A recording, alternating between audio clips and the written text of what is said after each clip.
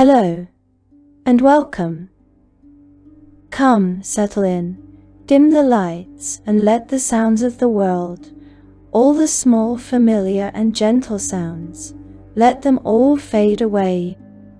Tonight, we are not speaking of shadows or of the cold, though we will find plenty of both where we are going. We are not speaking of the quiet, dusty tomb, or the gentle clattering bones of a forgotten servant. No, tonight we must be very brave. Tonight we are journeying to the place where all noise is a scream, where all warmth is a fire, where all life is a fire, where mistake an intrusion. We are journeying to the very heart of the uncreation. We are going to the place that should not be, and yet endures. We are traveling to the outer planes, the realms of the afterlife, the very manifestations of belief and morality. But we are not stopping in the ordered, gleaming cities of law, nor the gentle, rolling fields of good.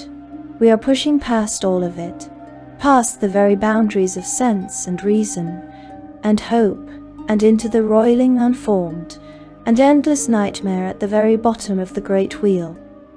Tonight, we speak of the plane of chaotic evil. We speak of the abyss. Part 1. The principle of chaos. Before we can step foot into this impossible place, we must first understand the idea that holds it together. For in the outer planes, ideas are not simply thoughts. They are the earth, they are the sky, they are the law, or in this case the stunning and terrifying lack of it. The abyss is the home of chaotic evil. But what does that mean? It is a question that is not as simple as it sounds. We, in our world, use these words, chaos, evil, as simple descriptors for things we do not like, or things that frighten us. But in the cosmology of the Great Wheel, they are fundamental forces. They are the cosmic bedrock. And to understand the abyss, we must first understand the soul that calls it home. Let us begin with chaos. We must set aside our simple mortal understanding of the word. We think of chaos as simple randomness, a messy room, a roll of the dice. But that is not what the philosophers of the planes mean. In the oldest of texts, chaos was simply the alignment of the other. It was the alignment of monsters, of villains, the alignment of things that were not, and could not be, part of a safe, lawful society. It was, in many ways, interchangeable with evil. But, as the understanding of the planes grew, so too did the understanding of this concept. Think of it, instead, as supreme individuality. A chaotic character, in the truest sense, believes in only one thing: the self, their own self-determination, their own freedom, their own flexibility, their own whims. A chaotic character may work with others, just as a neutral character might. They may form a group or an army, but they will just as quickly turn on that group or abandon it, or simply run away the moment it suits them. They are, by their very nature, unpredictable. The truly chaotic mind does not believe in a grand preordained order. It does not believe in a careful cosmic balance that must be maintained. It believes perhaps that chance and randomness do rule the world, or, as the idea was refined, it simply believes that the individual, their own self-expression, their own self-direction, is more important, more real, than any law, any tradition, or any societal structure. It is, at its heart, about individualism, This is why we can have chaotic good characters. Heroes who are just as individualistic, just as unpredictable, but who follow their own whims to help others, rather than to help themselves. Now, let us take this powerful, self-centered, individualistic force, and let us add the other component. Let us add evil. In the grand cosmology, evil is, at its simplest, selfishness. It is the belief that only you matter. This is the critical and chilling distinction. Each style, poor individualism, poor chaos, believes that only individuals matter, which can and does include other individuals. It is about non-conformity. Poor evil, on the other hand, is pure selfishness. It believes that only you matter. And so, when we put them together, when we forge the soul of the chaotic evil being, what do we find? We find a creature motivated entirely by its own personal gain and its own personal pleasure. We find a being that sees nothing at all, wrong with taking whatever it wants, from whomever it wants, by whatever means possible. They operate on no code. They have no honor. They have no loyalty. This is why they are so terrifying. A lawful evil creature, a devil perhaps, can, at the very least, be trusted to be true to its word. It will trick you. Yes, it will destroy you with a loophole, with the technicality, with the fine print of a contract. But it has a contract. It has rules. The chaotic evil creature cannot be trusted whatsoever. They will only band together when they absolutely, positively cannot achieve their goals alone. And the second they are in that group, they are looking for treachery. They are watching their allies, their friends, their leaders, and they are waiting for the moment of weakness, waiting for the chance to defect or to overthrow the leader, whenever they deem it to be in their own best interest. There is no loyalty. There is no trust. There is no camaraderie. Any order that is maintained in a chaotic evil society is held up entirely by force. It is the rule of the biggest, the strongest, the most cruel, and that order is tenuous at best. It is a pyramid of backstabbers. It is a pyramid of backstabbers, each one waiting for the person above them to turn around. No. This is the soul of the abyss. It is the plane of ultimate selfishness and ultimate, brutal and violent individualism. But, you might ask, how can a plane, a place, an ordered reality exist for such a concept? If it is truly, purely chaotic, shouldn't it simply tear itself apart? Shouldn't it just be noise? This is the great and beautiful and terrifying paradox of chaos. We must understand the difference between process randomness and pattern randomness. Imagine a random number generator. The process itself is random, chaotic. Each number it produces is impossible to reliably predict. That is process randomness. But if you let that generator run for long enough, just by sheer, blind chance, it will spit out a sequence that looks ordered. It might spit out 1, 2, 3, 4, 5. It might spit out 8, 8, 8, 8.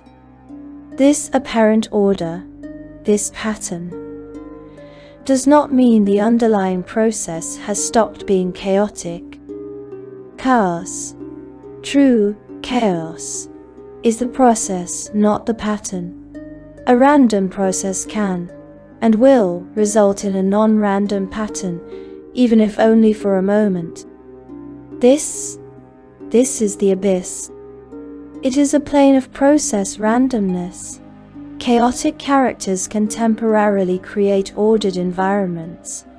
They can form groups, they can build fortresses, they can wage wars, they can create a pattern.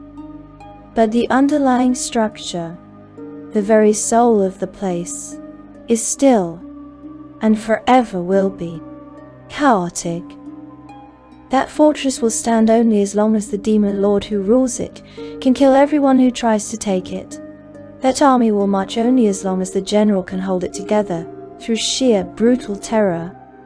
The pattern can look like order, but the process is pure chaos.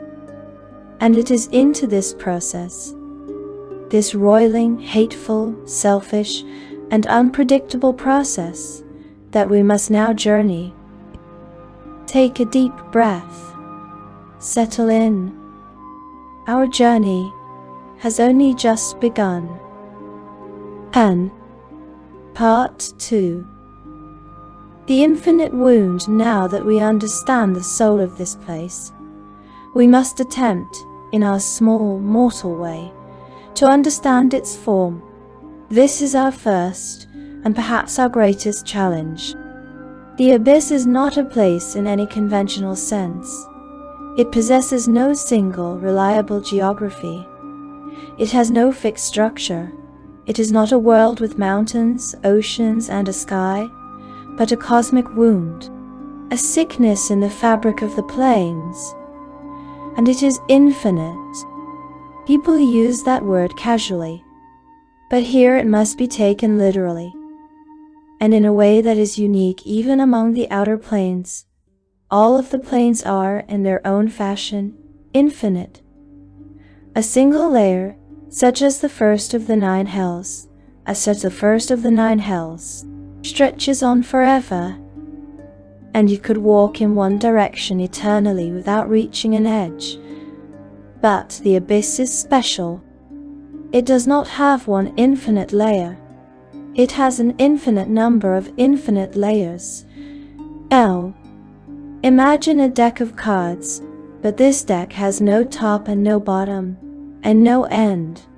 In a fit of impossible cosmic rage, someone has hurled this endless deck into a perfect, starless void and frozen it in time. The cards are not ordered. They are not neat. They form a messy, endless drift of cards scattered and overlapping in a haphazard way, descending forever. Each of those cards is a layer of the abyss. Each is an entire, infinite universe of pure, unadulterated, chaotic evil. No one has ever counted them. It is an impossible task. The sages of the Fraternity of Order, those meticulous, logic-bound souls obsessed with cataloging and numbering, all of reality, have tried. The furthest they have ever managed to count, the deepest they have ever recorded, is 679 layers. This number is pitiful and meaningless. It is like trying to count all the grains of sand on all the beaches of all worlds, by picking them up one by one. Worse, some scholars whisper that the abyss is still growing. With every act of profound, chaotic evil committed anywhere in the multiverse, a new layer, a new card is born. A fresh, infinite reality of horror shrieking into existence. The nature of a layer. So what is one of these layers? It can be anything. It can be everything. It is every nightmare, every fear, every moment of cruelty given form.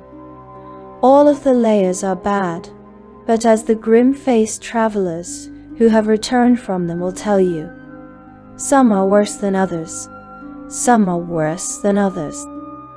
Some are habitable, although that word must be used very loosely. It means only that entering the lair does not cause instant death. Others are habitable only with the protection of powerful magic. And some are not habitable in any meaningful sense at all. They are simply death, a layer of pure, boiling acid forever, a layer of solid, airless stone, a layer that is nothing but a vast silent vacuum filled with the frozen, screaming souls of those foolish enough to find it. Even a habitable lair is a place of profound, intimate horror. Whatever you loathe, the abyss has it. Whatever makes you uncomfortable, whatever you fear, whatever you try to avoid, it is there, and it will find you. There are layers that steal memories. Imagine a realm of pristine, but utterly empty cities, where you walk in echoing streets and feel something hollowing you out. You forget your name. You forget your home.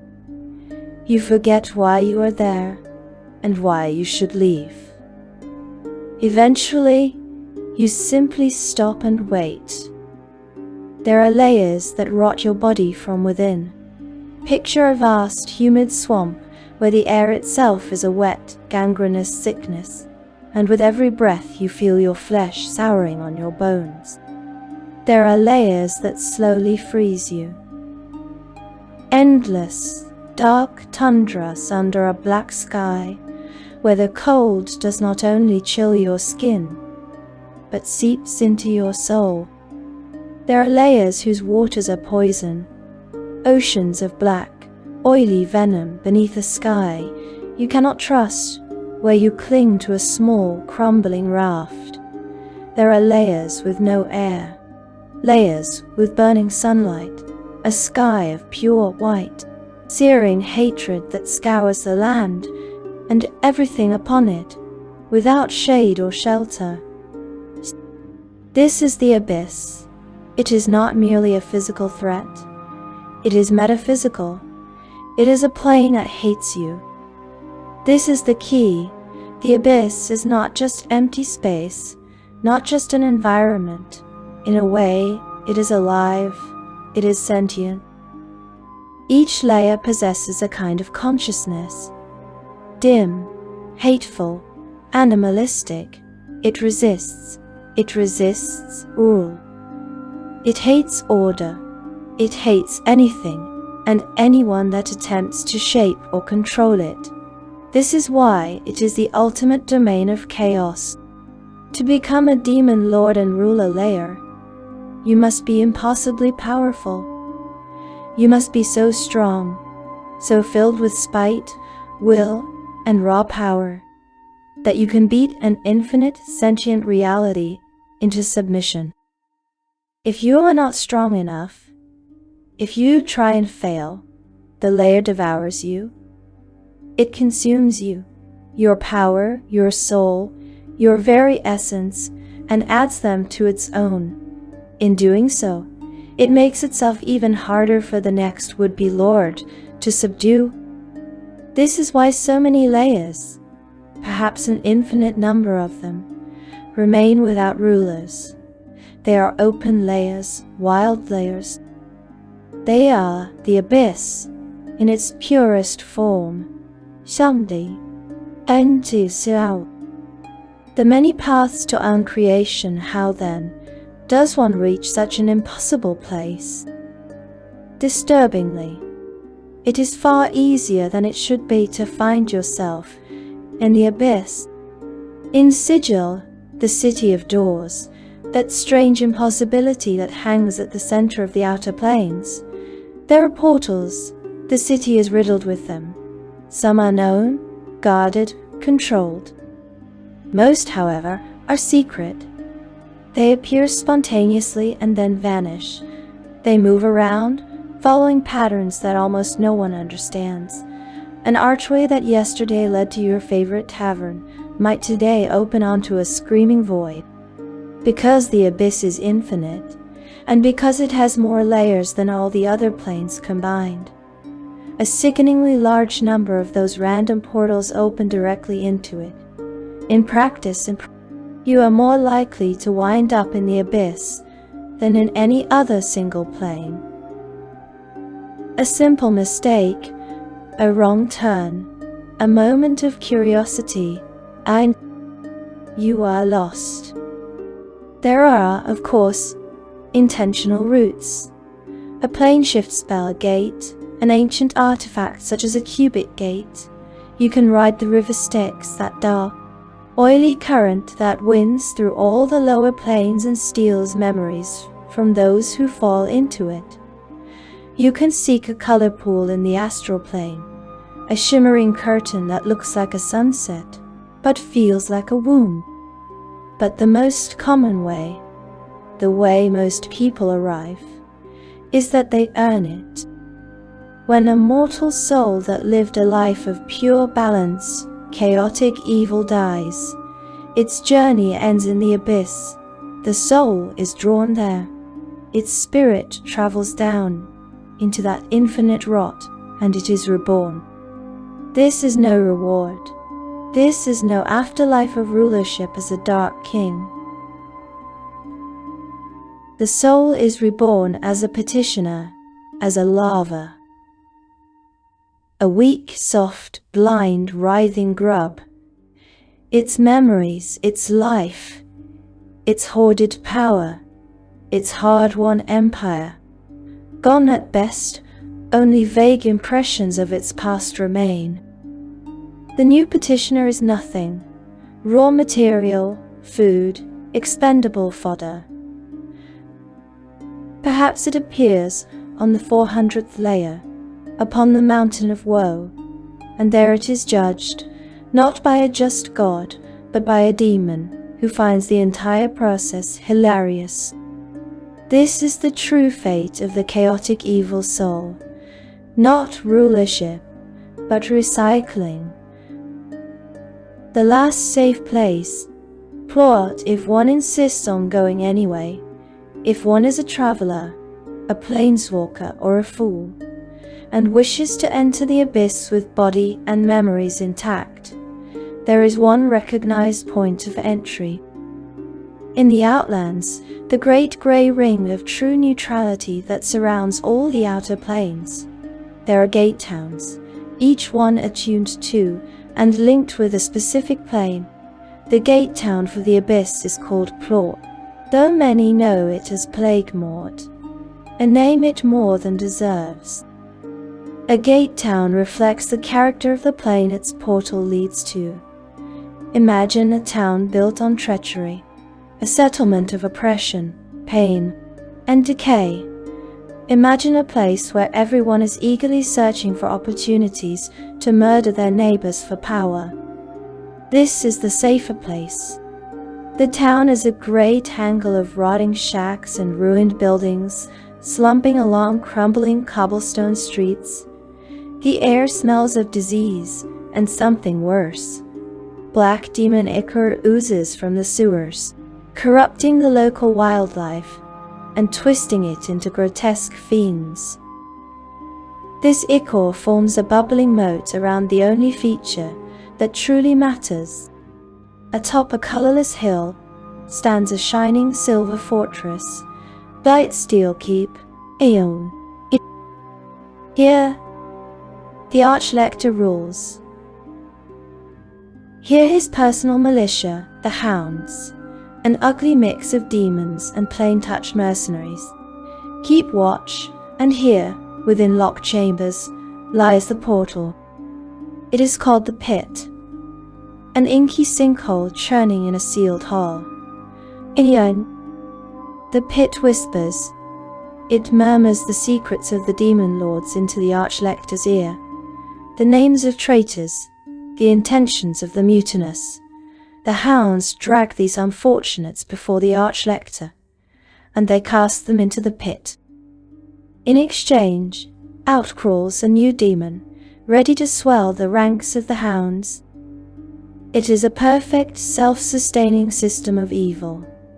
This is the doorstep of the abyss, a town of rot and betrayal that feeds its own traitors into the void and is paid in monsters.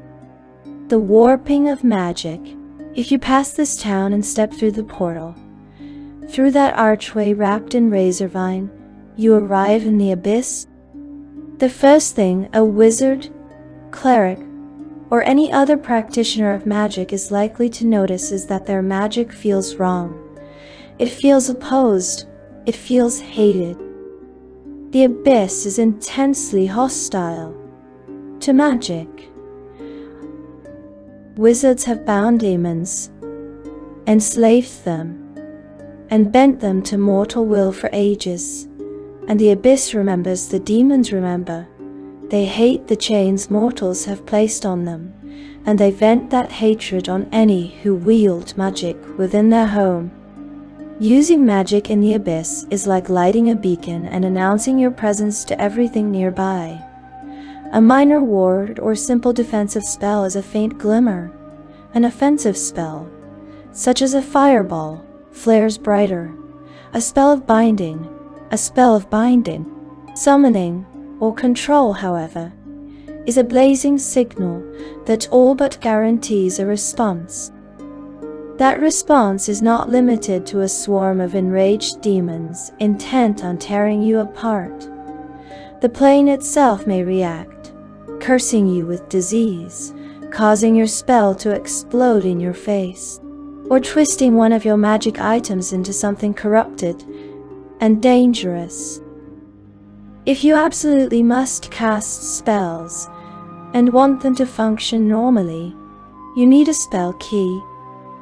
On a lawful plane, a spell key might be a spoken word, a particular gesture, or a pure piece of metal. In the abyss, spell keys are not objects. They are bribes. A spell key is an act of depravity that appeases the sentient malice of the layer on which you stand. To cast necromancy, the key may be a killing, and not the death of a demon. Such a sacrifice would be meaningless here. To use elemental magic, the key might require the destruction or corruption of something pure.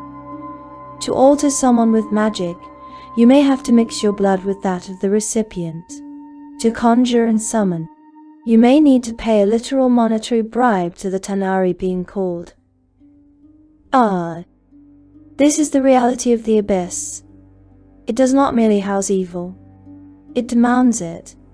It feeds upon it. It is evil, given plain wide form. And still, in all of this, we are only standing at the edge. We have not yet spoken of its inhabitants. We have not yet spoken of the demons. Here is your text with all the pacing removed and the sentences cleaned up into a continuous style, while preserving your wording and structure as much as possible. Part 3. The Hordes of Chaos, the Tanar'ri. This is the abyss, a place of infinite, sentient, and hateful reality. But even a plane of nightmares is not empty. The environmental danger, the acid rain, the memory-stealing fog, the burning suns. This is only half of the problem. The other half are the inhabitants. The abyss is home to the demons. This is a word that we must handle carefully. In the grand cosmic order of the multiverse, there is a whole category of creatures known as fiends. They are the native creatures of the lower planes, the living, breathing, and thinking manifestations of evil. There are, in the simplest terms, 3 main kinds of this fiend kind. First, there are the devils. They are the lawful evil fiends, native to the 9 ordered and tyrannical hells of battle. They are creatures of contracts, of hierarchy, and of a cold, patient, and meticulous cruelty. Second, there are the demons, or, as they are more commonly known, the Yugoloths. They are the neutral evil fiends, native to the grey, hopeless, and soul-draining wastes of Gehenna. They are the mercenaries of the afterlife, creatures of pure, selfish avarice who will fight for or against anyone for the right price.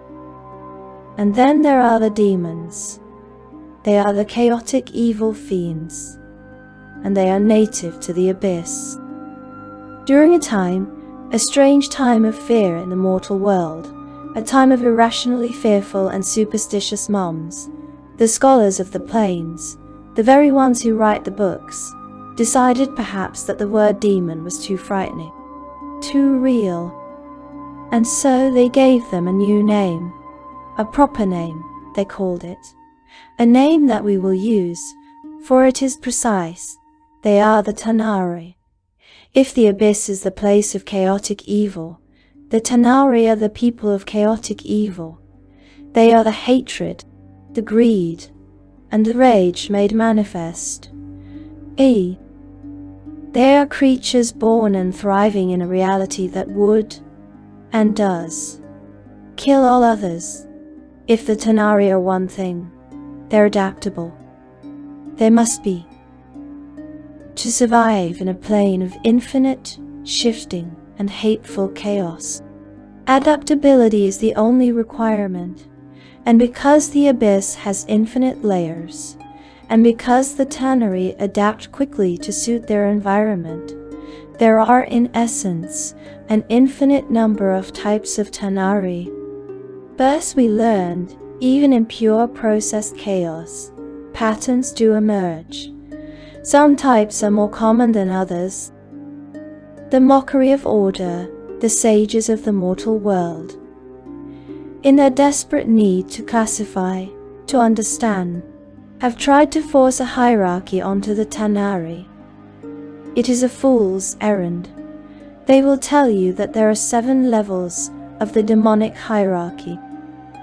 They will list them for you so neatly. Larvae, the lowest, the raw material. Least Tanar'ri, the worthless.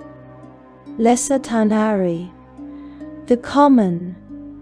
Andi, greater Tanar'ri, the dangerous.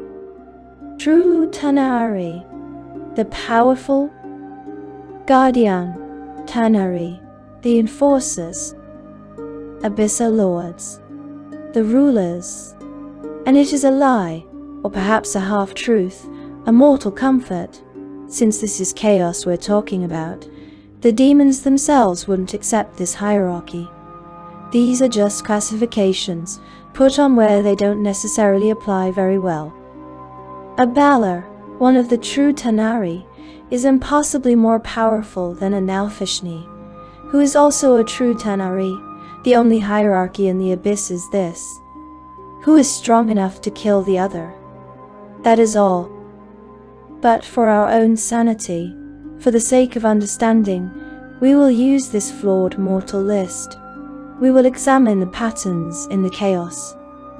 Let us begin at the bottom. The foundation of evil, larvae and petitioners. When a chaotic evil mortal dies, as we have said, their soul travels to the abyss. They are reborn as a larva. These are the ugly, useless creatures that show up in all the lower planes. They are not truly Tanar'ri. They are just non-denominational fiends. They are the base ingredient, the raw material that gets turned into demon, devil, or daemon. A blind, writhing grub made of a mortal soul stripped of its memories. Most of these petitioner larvae materialize on the 400th layer of the abyss, a place called the Mountain of Woe. Here they are judged. This is not a noble judgment. It is a cruel parody. The Nalfishni, a type of true Tanar'ri, a great bloated ape or demon, sits on a throne and pretends to be a lawful judge. They claim to transform the larvae, according to their merits. But really they judge each larva nothing more than arbitrary whims, intended as a mockery of a lawful system. From this cruel joke, the least Tanar'ri are born. Manes. The unpromising larvae, the weakest souls, are turned into manes. They are the most worthless of all. Their only role is to be food for other demons. They are the extremely expendable soldiers in the Great Blood War, cannon fodder. They are so low that other Tanar'ri do not even consider them to be Tanar'ri. They are individually weak, but they attack in giant hordes, and they never die unless they are eaten. When killed, they turn into a green vapor that coalesces into a new mane.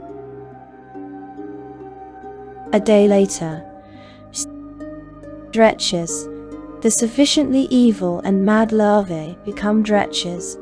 They are not much better than manes, but other Tanar'ri do at least consider them to be one of them. They look similar to manes, squat humanoids with sickly pale skin. They are slightly more intelligent, and some try to be as helpful as possible in the hope of being promoted to a higher form. This is a fool's hope. Rootkin. The two proud larvae are turned into rootkin. These are also terrible and worthless. They look like malformed humans, but unlike manes and dretches, they do not wander in hordes. They are solitary outcasts. They are more chaotic than other Tanar'ri, because they have no purpose, serve no masters, and have no society. They just are, and they hate. This is the fate of a mortal soul: food, a joke, or an outcast. But we must be clear. This promotion, this judgment, is not the only way. This is just for the petitioners. The abyss itself spawns its own children. In the abyss, larvae spontaneously form in the chaotic maelstrom, all throughout the plane. And these larvae adapt and change shape, evolving in the non-scientific, more Pokemon-like sense of the word, into least Tanar'ri to meet the demands of their environment. Those who do not adapt fast enough, they die. Most of them die. And this is the true nature of promotion in the abyss. A dretch hoping to be noticed by a higher up is a fool. Typically, progression through the Tanar'ri ranks works based off of self-determination, improving your own power, rather than anyone else deciding to transform you. The only way a Tanar'ri is promoted to the next rank is by believing that they're powerful enough to do so. They have to prove it to themselves. You do not ask for power in the abyss. You take it. The lesser Tanar'ri, the specialists, as we move up from the worthless, we find a lesser Tanar'ri. These are the true workhorses of the Blood War, the specialists, the beasts. Alufiend. These are the female children of succubi and mortals. They look like attractive female humans, but they have wings. Their dual nature makes them outcasts, and this makes them hateful, even by Tanar'ri standards. They are respected for one reason only. They're powerful spellcasters. Cambion. These are the other half of the coin, the children of Tanar'ri and mortal females. The mother never survives the birth. There are two types: male cambions from a lesser or greater Tanar'ri father, and the more powerful barren cambions from a true Tanar'ri father. Like the Alufiends, they are hateful outcasts, but they are prized as assassins and bodyguards. Amanita. These are the cavalry. They look like pale undead creatures with ram or bull horns. They are the mercenaries and scavengers of the Tanar'ri side of the blood war. They are fickle and always expect a payment. Mareti, a terrifying specialist. They look ghoulish, emaciated. Their purpose is to eat the corpses of the fallen. When they do, they absorb portions of their victims' memories, skills, and appearance. They love to ambush lone travelers, eat them, and then use their new likeness to find that travelers' friends, and then eat their friends too. If you are consumed by a Moresi, you cannot be resurrected except by a wish spell. Succubus, one of the most well-known demons. They appear as stunningly beautiful women with perfect features. Their true form is also beautiful, but much more obviously demonic, with large wings and evil glowing eyes. Their role is to tempt mortal men, and while being penetrated, they subtly drain their victims of their energy. After a few times, the victim dies and the succubus takes their life force to the abyss to serve as a slave or food. They do this not on orders, but because they enjoy it. Incubus, the male counterparts to succubi. They are equally beautiful and far less numerous. Yoklor, the handmaidens of love. The Spider Queen. This is unique. They are the only type of demon that exclusively serves one god. They are polymorphic. Their true form is a mass of amorphous slime, with 8 tentacles and a single red eye. But they can also take a gaseous form. Endigio, Enshadanis Sisamdano, Eawakon, Geautaba. The form of a beautiful young drow woman, or the form of a giant black spider. They are Lolth's personal agents. Baligura, the brutes. They are hulking, brutish demons of low intelligence that resemble orangutans. They are tribalistic. They dislike other Tanar'ri. They only obey other Tanar'ri that are more powerful than them.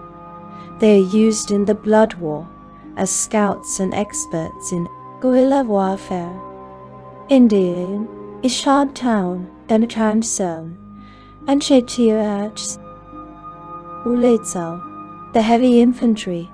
They are strong, stubborn, stupid, and crazed for bloodshed. They look like minotaurs except more skeletal and rotten. Their only purpose is to attack. They attack any enemy they see, and if they go too long without seeing enemies, then everything starts to look like an enemy. The greater Tanar'ri, the captains above the specialists, come the truly dangerous. The greater Tanar'ri, these are not common soldiers. They are captains, monsters, and agents of terror. Nabasu, Irdiso, and Tanar'ri, the weakest of the greater demons, which still makes them quite powerful. They look like 7-foot-tall gargoyles. They revel in spreading terror. They are unique. They are the only demons whose life cycle necessitates venturing to the prime material plane in order to mature. A fledgling Nabas must travel to the mortal world and kill mortals and cause fear, panic, and misery. Then they return to the abyss mature, and are locked up in one of the iron fortresses of the plane of infinite portals, until their ability to terrorize is needed again. Chasma. Winning? The Punishers. They are creepy hybrids between giant flies and humans. Their job is to be the punishers of the Tanar'ri that evade participation in the blood war. They psychically spot the deserters and swoop down from the skies to kill them, and suck out all of their blood. Because of this, the other Tanar'ri don't like them very much and try to kill them when they can. Babao, the recruiters. They look like tall leathery skeletons. Their job is to go around the abyss, rounding up least and lesser Tanar'ri to fight in the blood war. This also draws a lot of hate from those lesser demons, who often try to gang up on a babao to kill it. These attacks do not usually succeed. Goristro, the siege engines. They are gigantic hulking bestial demons. They look like a combination between a bull, a bear, and a werewolf, but 20 feet tall. Their awesome strength and terrifying size make them prized among the Abyssal Lords as guardians, enforcers, and even siege engines. They eat anything that moves, including other Tanar'ri. Vastrolith, the aquatic terror.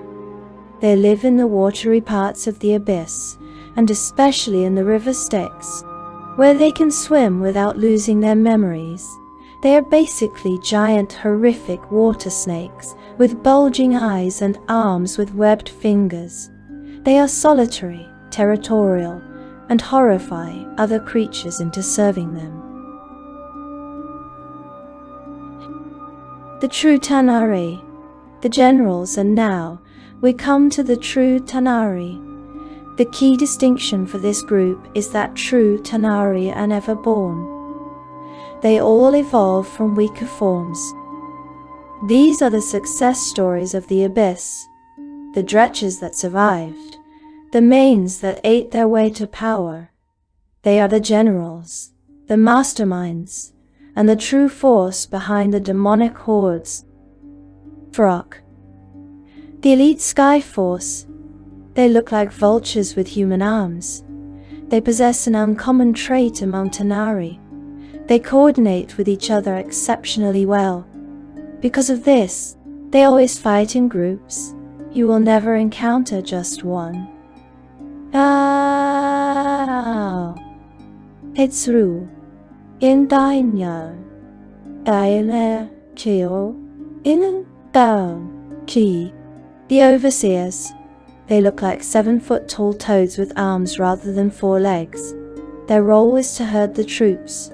The babao bring the armies together, and then the Hejru keep watch over them.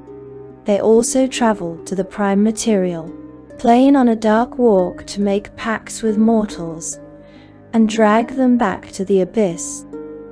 Labritsu, einen, Erdien, Ejastitown, Gabriel. Lebritsu, the tempters of power. They are weird.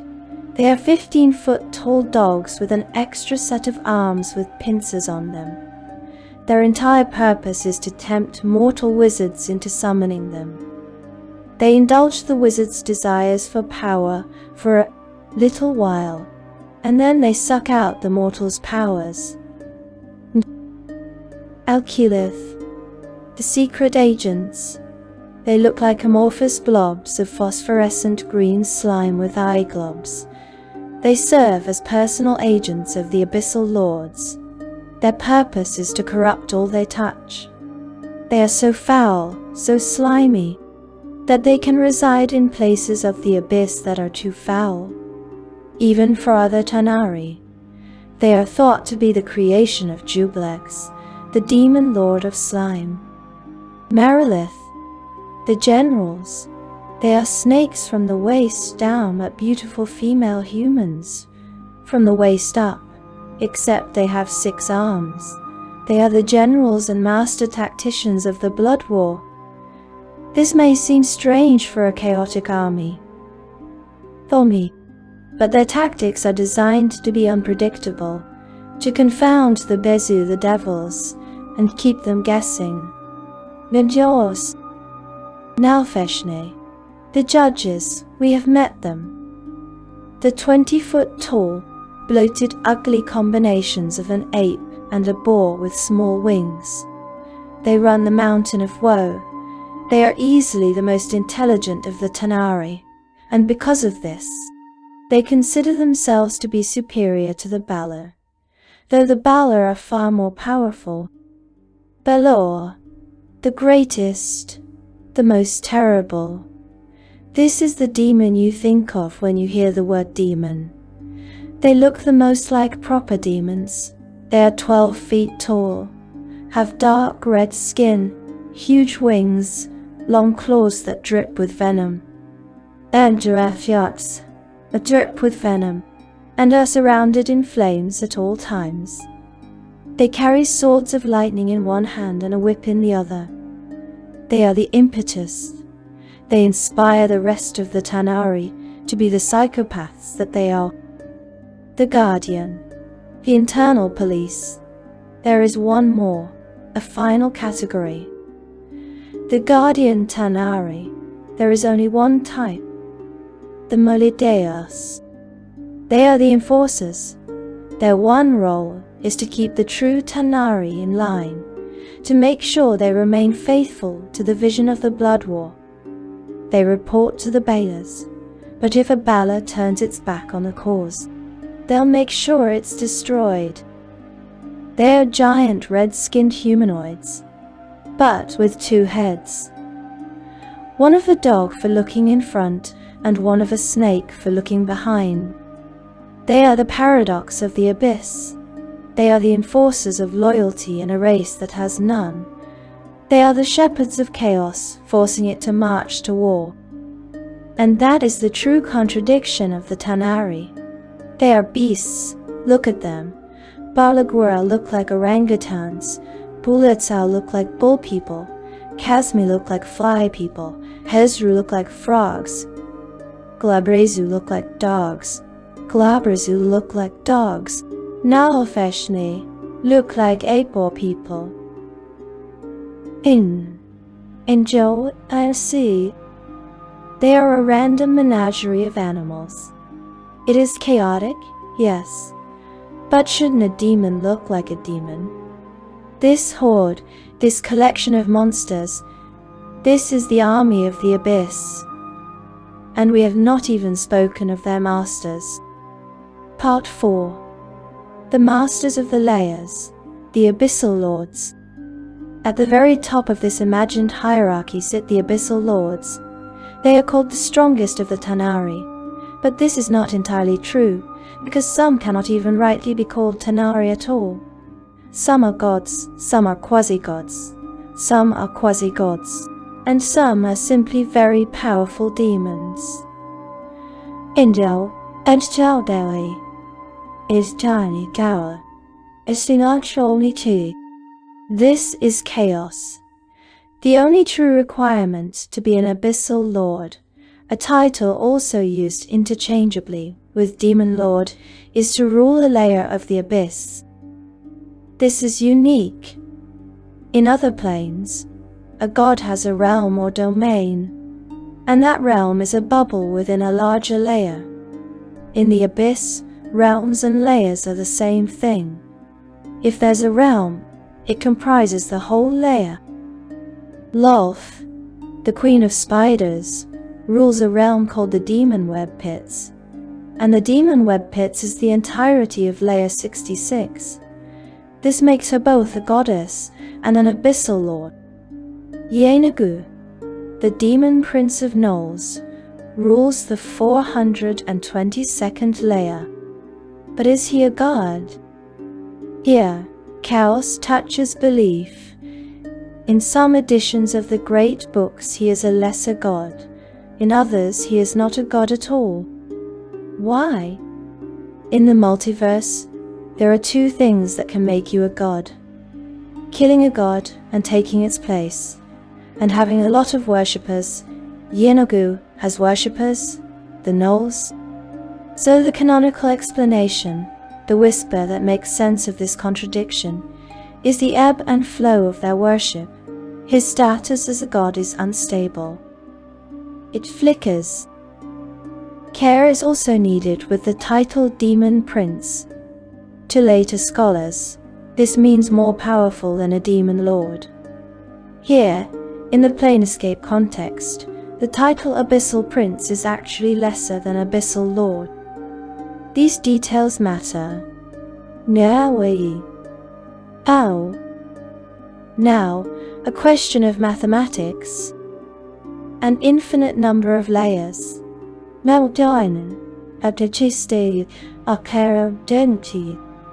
Does this mean an infinite number of abyssal lords? No. No. Apparently there isn't. Why? Because many of the layers of the abyss, I suppose an infinite number of them, aren't ruled by anyone. Remember the sentience of the layers. Artesian kan esti. Each layer has a sort of sentience. It shapes itself to suit its lord, but the layers also resist rule. This is the ultimate test of chaotic evil. You've got to be strong to be an abyssal lord. And if you're not strong enough, the layer you're trying to rule will eat you. It consumes you and adds you to its power, making it even harder for the next would-be lord to be successful. This is why so many layers remain without rulers. They are too strong. They have consumed too many failures. And there is a legend, a prophecy. When the number of abyssal lords reaches some unknown threshold, the wars they wage against each other will intensify to the point that only one will remain alive. And that demon lord will then become one with the abyss, gaining all of its power. A chilling thought. Part 5. The ancient evil, the Oberiths. There is another type of demon, one that must be spoken of. They are not Tanar'ri. They are the Oberiths. They are the ancient demons, the original demons, the original inhabitants of the abyss. Where did they come from? This is the true terror. They aren't from this universe. They are alien. They are so chaotic, so evil, so foul, so horrendous that even the universe itself doesn't want them. Their appearance is so revolting that it goes beyond matters of subjective preference into being objectively, factually wrong. Just looking upon them is enough to drive a person to insanity. The whispered story is this. They came from another reality, a reality they dominated and twisted and drained all life from, until they realized it would die, and then with it. To escape their dying home, they devised a plan. They created a shard of pure evil, a seed capable of punching through the boundaries between realities. They sent it forth and waited, slowly dying out, waiting for their plan to come to fruition. Millennia passed. Finally, one of the gods of the early universe found the shard. His name was Tharizdun. The moment he touched it, his mind was corrupted in an instant. Ow! The Oberiths, whispering through the seed, told him to plant it in the astral sea, promising him dominion. But even in Tharizdun's shattered mind, he still recognized that this plan wouldn't work. The other gods would stop him. So instead, he planted the seed in the far reaches of the cosmos, in the elemental chaos.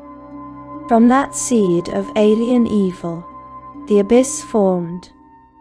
The instant it was planted, it ripped open a portal to the Oberith's home universe, where they burst forth into the freshly forming abyss. Tharizdun, empowered by the shard, wanted control of his new plane. He fought against the Oberiths. How did he fight them? He summoned forth the first Tanar'ri from the very substance of the abyss to fight alongside him. This is the origin. The Tanar'ri, the demons we know, were created as soldiers to battle the ancient Oberith. The war was a stalemate, until the other gods eventually took notice and locked Tharizdun away in one of the layers of the abyss. The Oberiths were shattered. They were already low in numbers from their long aeons waiting. The war finished them. It is said, there are just 12 Obyrith lords left. There is another simpler story from 3rd edition that claims the Obyriths were always here, that they created the Tanar'ri as subjects, and that the Tanar'ri overthrew them. You may choose whichever truth you fear more. So now the picture is clear. The abyss is a plane formed from an alien evil seed, planted by a mad god. It is inhabited by 2 kinds of demon. The ancient, alien, Lovecraftian Obyriths hiding in the deepest layers, and their replacements.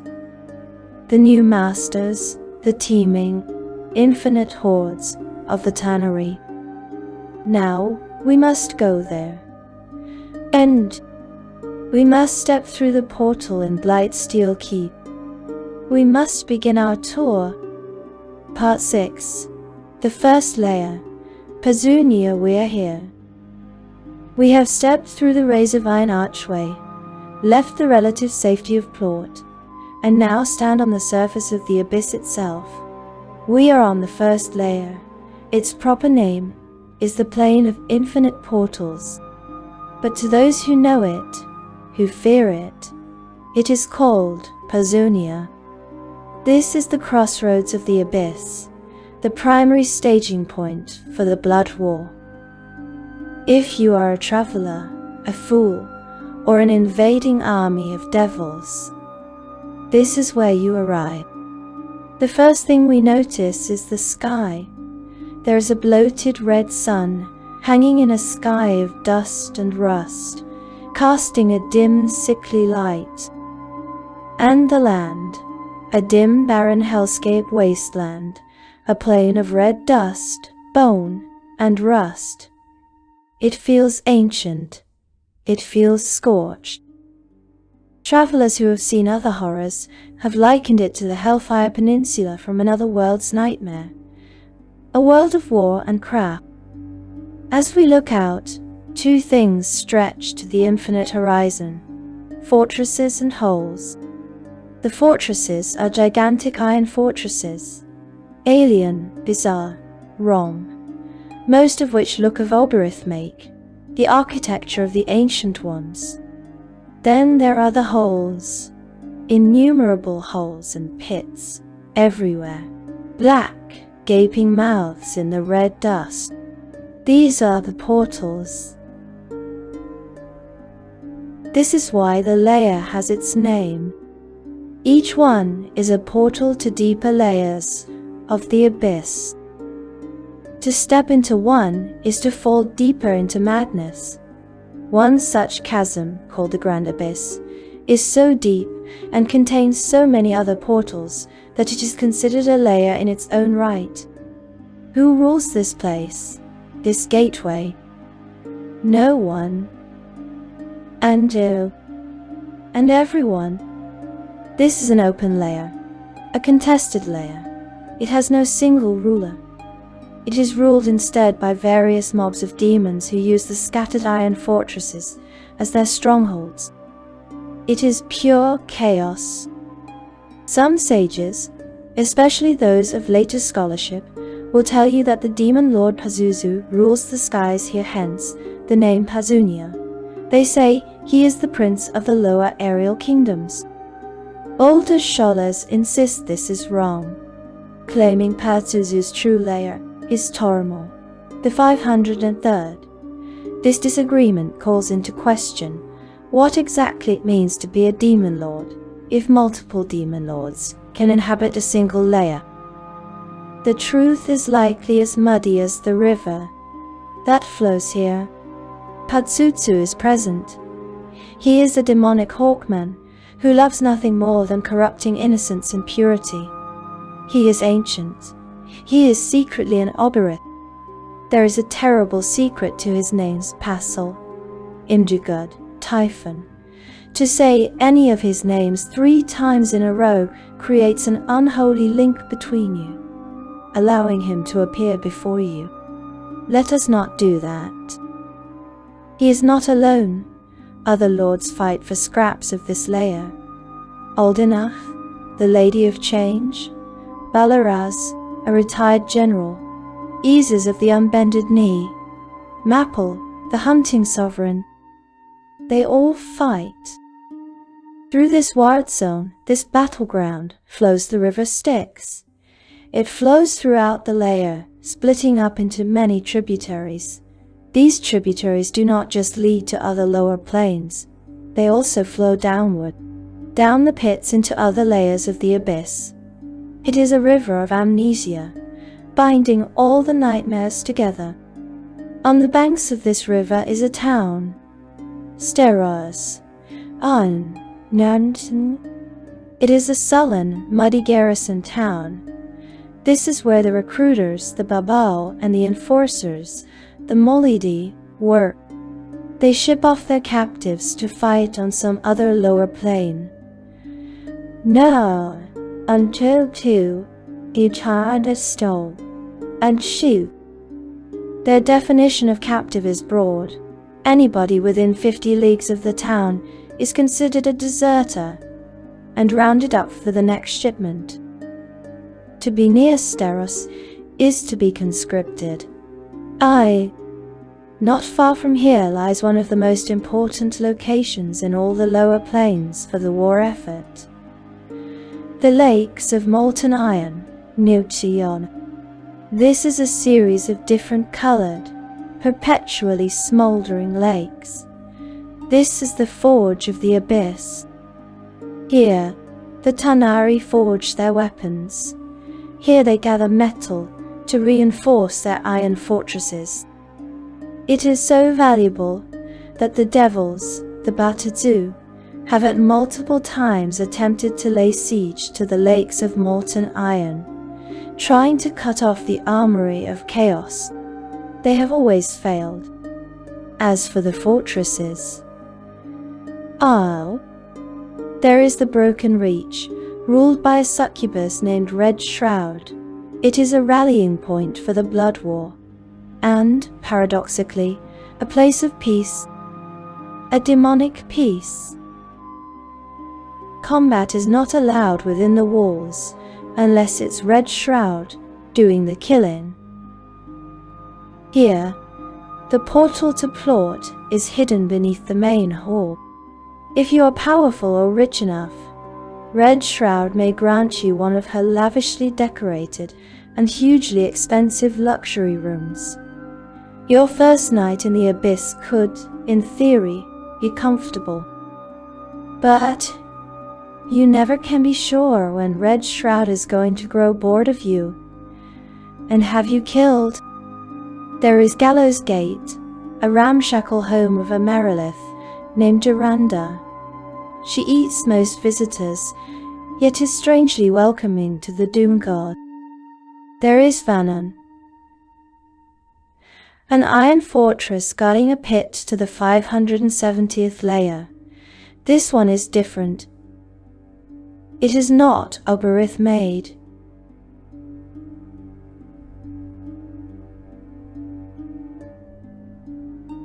It looks quite classically high fantasy.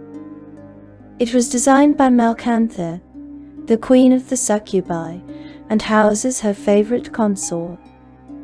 Currently, that consort is Maple, the hunting sovereign, one of the other demon lords who claims this layer. A political alliance sealed in a fortress bed. Finally, near the Grand Abyss, stands Aldinach's egg. This is the fortress of Aldenach, the Lady of Change. Her passion is corruption. She delights in corrupting and perverting the pure and the innocent. Her followers abduct good-aligned people and creatures, such as paladins and unicorns, and take them to her iron fortress, where she transforms them into experimental fiendish monstrosities, which in she charm, I answer, and Adar saith. This is the first layer. It is a scorched red wasteland, dotted with Oberith-made fortresses run by warring demon lords, riddled with holes that lead to worse places, bisected by a river of amnesia, fueling an eternal war from lakes of molten iron, and staffed by slavers who capture you for the crime of being nearby. And this is the nicest part. This is the welcome mat. Shall we see what lies deeper? Shall we see? Part 7. The Deeper Wounds, Layers 2, 4. We have left Pazunia. We have stepped into one of the infinite holes. We have chosen to fall. As we fall, the red dust sky vanishes. We are deeper. Now to Chi. The second layer. Drillers' hives, we land not on dust, but on something wet and brittle. The air is wrong. It is thick, a noxious air. We are in the second layer. The drillers' hives. It is a horrible place. The ground thrums. We stand between gargantuan insect hives, mountains of chitin and mucus, reaching up into a sickly green fog. There is noise everywhere. Shrieking, chittering, wet tearing sounds. The hives are eternally at war with one another. And the air. We must not breathe the air. With every breath it changes you. The noxious atmosphere transforms visitors into insect creatures. Skin hardens, bones shift, thoughts simplify into hunger and hive. The sages note that paladins appear to be immune. Their faith and purity burn away the infection. For a time. Those few who escape this place often return half mad. As for the inhabitants, the sages call them Ides, an Oberith breed, an ancient thing. They are shaped roughly like wolf-sized ant, spider, scorpions, a scuttling nightmare of pure alien malice. This entire layer, this infinite insect war, has a master, Thrandumarx, the chattering prince, demon lord of poison. We must not stay. The third layer. The Forgotten Land. We find another pit, another portal. We flee, we fall, and we land. Where? We are standing in a city. It is pristine. The architecture is beautiful. No one is here. It is silent. Inigo. Eshite. It is silent. How did we get here? What was the place before? Something about hives. We are in the third layer, called the Forgotten Land. Negians. It does exactly what its name implies. It steals memories. As we stand here, visitors forget where they've come from, where they've been, and what they've seen. Our past hollows out, our purpose fades. Why are we here? The place feels calm, eerie, empty. This memory loss affects demons too. They aren't immune. Because of this layer is mostly abandoned. It is an eerie void of empty, pristine cities and other ideal spaces. Who would stay here? Only those who can. Undead and automatons are immune, and those who feed on what is lost. The sages speak of reason stealers, oozes that slither through these perfect empty streets, feeding off the invisible memories floating in the air. They are eating our past. There are also Vasharants, undead orbs of dark shadow that drain away light and life. This layer too has a ruler, someone who can withstand the emptiness, a demon lord named Zia the Span. We must leave before we forget how. The fourth layer. The grand abyss, we remember the pit, the great chasm on the first layer. We left that place, yet now we are inside it. We are on the fourth layer, the grand abyss, later called the blood rift. We are not falling, we stand on a bridge of crumbling stone. There is no visible ground below us, only darkness, an endless chasm. There is no sky above us, only more darkness. The endless cliff face surrounds us, and from it towers have been carved into the walls. Countless bridges span the cliff, connecting side to side, portal to portal. Something falls past us. A rock? No. A body. Falling rocks and corpses are common. Even though the pit is endless, if you fall here, you are likely to come to a fatal landing due to the bridges and many precipices. It is a vertical world. It is a vertical world. How did this layer come to be? The sages argue. Intel in 3rd edition. Scholars say it was created by the Oberiths. They were magically tunneling deep and broke through into nothing, accidentally creating an endless pit. 4th edition. Scholars offer a grander tale. They say it was created by war. Demogorgon, Orcus, and Baphomet fought over the seed of evil, the shard that birthed the abyss. Their battles sent it plummeting back to the heart of the abyss, ripping a rift through every layer down. This idea, that one layer can cut through all others, tangles the cosmology. It is not how the Great Wheel is meant to function. If two places exist within the same overall space, they shouldn't be considered different layers. The oldest texts, the 2nd edition lore, are simpler and more frightening. It just exists as another layer. It needs no creation story. It simply is. Who rules it?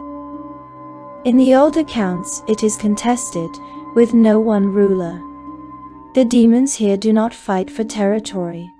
They vie for control over portals, a bridge, a doorway, that is power.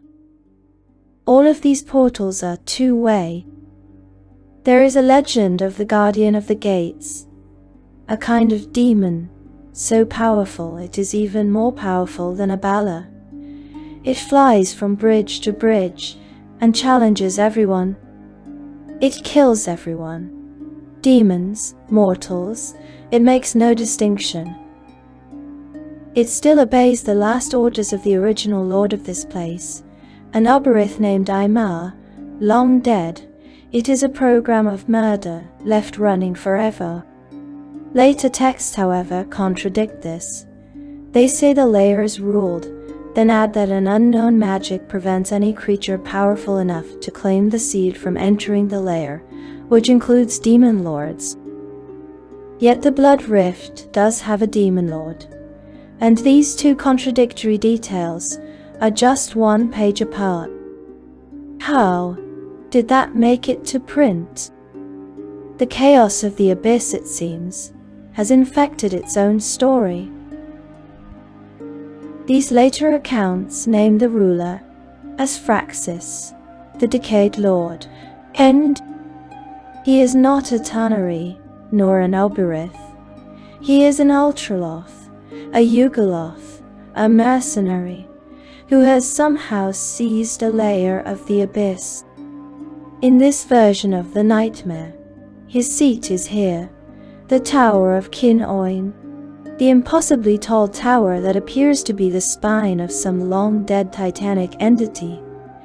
It stretches all the way up out of the rift and dominates the sky of Pazunia itself. This version also gives the layer a city, Morglondal, a bustling city of commerce, vice and debauchery carved into the walls of the rift. Here, travelers are actually welcome. It is slightly safer. It is governed by magistrates called the Blight Lords, but the true masters are hidden. A council of elder demons, spawned by Tharisdon, known as the Priory of Rot. Deep within this rift lies the burial mound of Emam, the Oberith Lord, whose body remains undecaying. Her barrow is said to contain a mosaic revealing the identity of the 12 Oberith Lords, a secret for which every demon lord in the abyss would gladly kill. And we are merely standing on a bridge. Let us go. Done. Part 8. A Litany of Layers. 5:14. We flee the chasm. We find another portal, a doorway in the stone wall of Morgulon-Dar. We do not care where it goes. We open it and fall. The 5th layer. Warmblood, we land hard on damp earth. Nishitio. The air is warm and sickly. Ill. We are in the 5th layer. Warmblood. Why does it itch? Our skin is crawling. We look down. Something is wrong. This layer infects all visitors with a form of mummy rot. It is not the curse of a mummy. It is the plane itself. It destroys the body from within and bypasses magical protections. We can feel our flesh drying, flaking. What? This is definitely a layer to avoid. It has no ruler, is contested, and exists as a plague dimension more than a kingdom. We must run. Nai. The 6th layer. Realm of a Million Eyes. Another portal. A hole in a rotting tree. We dive through. We are in tunnels. Smooth, twisting, endless. We are in the 6th layer. The realm of a million eyes. The walls are watching us. Eyes and eye stalks protrude from the stone on all sides. Not one, not dozens, millions. These are all the eyes of the Great Mother. She rules this layer, chief goddess of the Beholder Pantheon. We are inside her domain. We are not alone. There is scuttling, floating, the wet thump and pop of eldritch rays. The layer is full of beholders. Due to the complete narcissism and hatred of other beholders that is characteristic of their race, the inhabitants of this realm are constantly trying to kill one another. And us. The 7th layer. Phantom plane we run, fleeing the eye rays, and find a crack in the fleshy tunnel wall. We squeeze through. We emerge into a jungle swamp, hot, humid, dripping. The 7th layer. The phantom plane. It is quiet. It is quiet. Too quiet. We search for an exit, a portal, any way out. There are none. We turn back to the crack we came through. In Kendu, Gentel. It is gone. In. This layer is actually sealed off from the inside. Extraordinary magical ability would be required to lift the magical seals locking this layer. We are trapped. It is a prison, and it is the home of Sezanek, demon lord of lizard folk.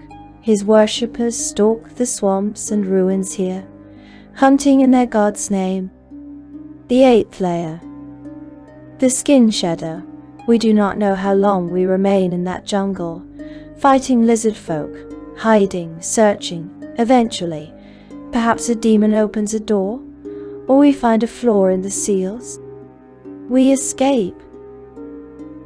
Andel. We fall. Again. 18.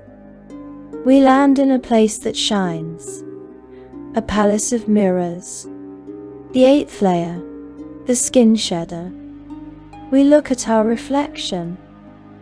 Our eyes look different, colder, cruel. A thought arrives, unbidden. This place is beautiful. Ow. My companions look weak. I could take their things. Yow. I deserve their things. This layer is insidious. It corrupts the alignment of all who enter to chaotic evil within just a few days. We must leave before those thoughts become decisions. Oh. The sages note that the only ones immune to this are tieflings. Why they alone resist is a question for philosophers. The ruler here is Vipula, the fenced Marquesa, demon lord of finery and ostentatious ceremony, a tyrant of fashion, vanity and vicious etiquette, a demon lord of decadent parties. Suddenly, it all makes terrible sense. Layers 9 to 12. We run now, jumping from portal to portal, fleeing our own darkening impulses. Layer 9. Burning water, an ocean of acid. The water sears on contact. Stony, lobster-like creatures stalk the boiling waves. There is no ruler recorded here, only corrosion and agony. Layer 10. That hellhole, that is its actual name, named by Gorban the dwarf, after a visit of 3 minutes. This is a realm of pure predation. The only food is other sentient creatures. The instant you arrive, hordes of ravenous creatures try to eat you. And each other. There is no throne, only teeth. Layer 11. Molat, a dank layer of tunnels in eternal darkness. Here, Tanar'ri hunt each other by sense of smell. Sight is useless. Sound is a liability. It is contested ground, a blind, endless slaughterhouse of stone. Layer 12. 12. Trees. We emerge into a storm of dark clouds and roaring thunder. 12 massive black trees loom in the gloom. A sound fills the air. A scream, so loud it hurts. It makes conversation impossible. This is the site of an ancient dark ritual. Aeons ago, 12 astral devas, angels, were tricked into coming to this layer. They were tied to 12 massive trees and sacrificed to the abyss. Their death screams still reverberate throughout the layer. Demons love this place. They make pilgrimages here, basking in the horror, drunk on the reverberating agony. They exist in a euphoric haze of religious ecstasy, too drugged up to pay you any attention. This is the safest we have felt in some time. In this cathedral of eternal screaming sacrifice, we see members of the Doom God, a faction from Sigil at work.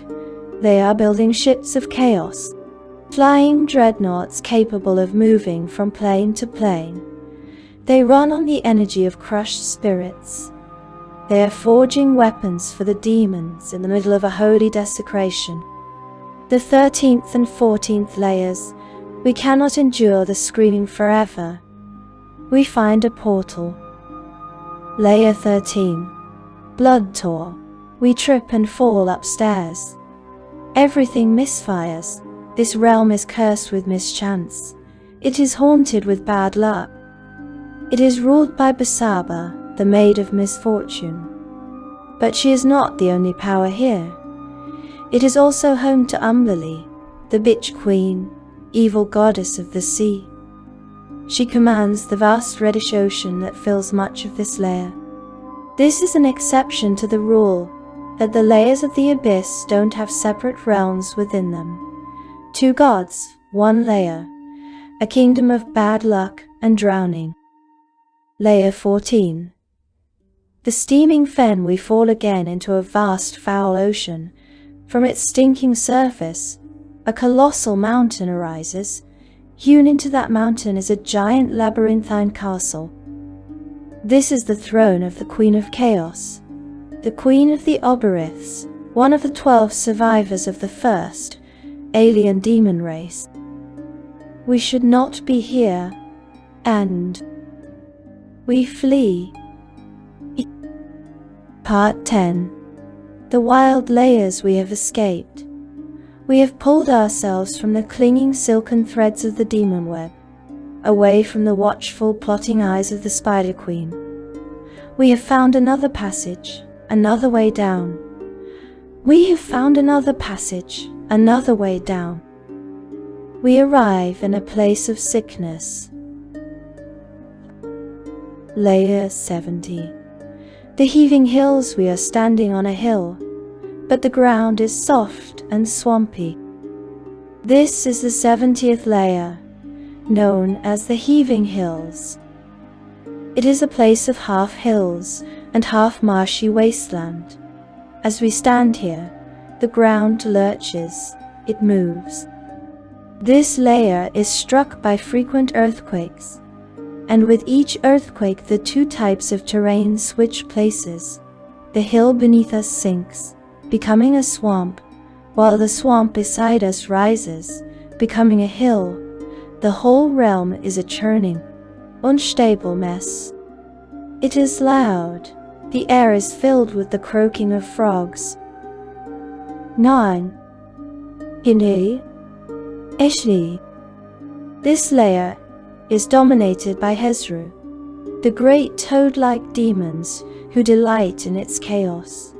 There is something else here as well. The sages mention Vangeths, which the text calls abyss bats. Strangely, both old and new books list the ruler of this layer as Vangeth, but that is not the name of a specific demon lord. It is the name of the species.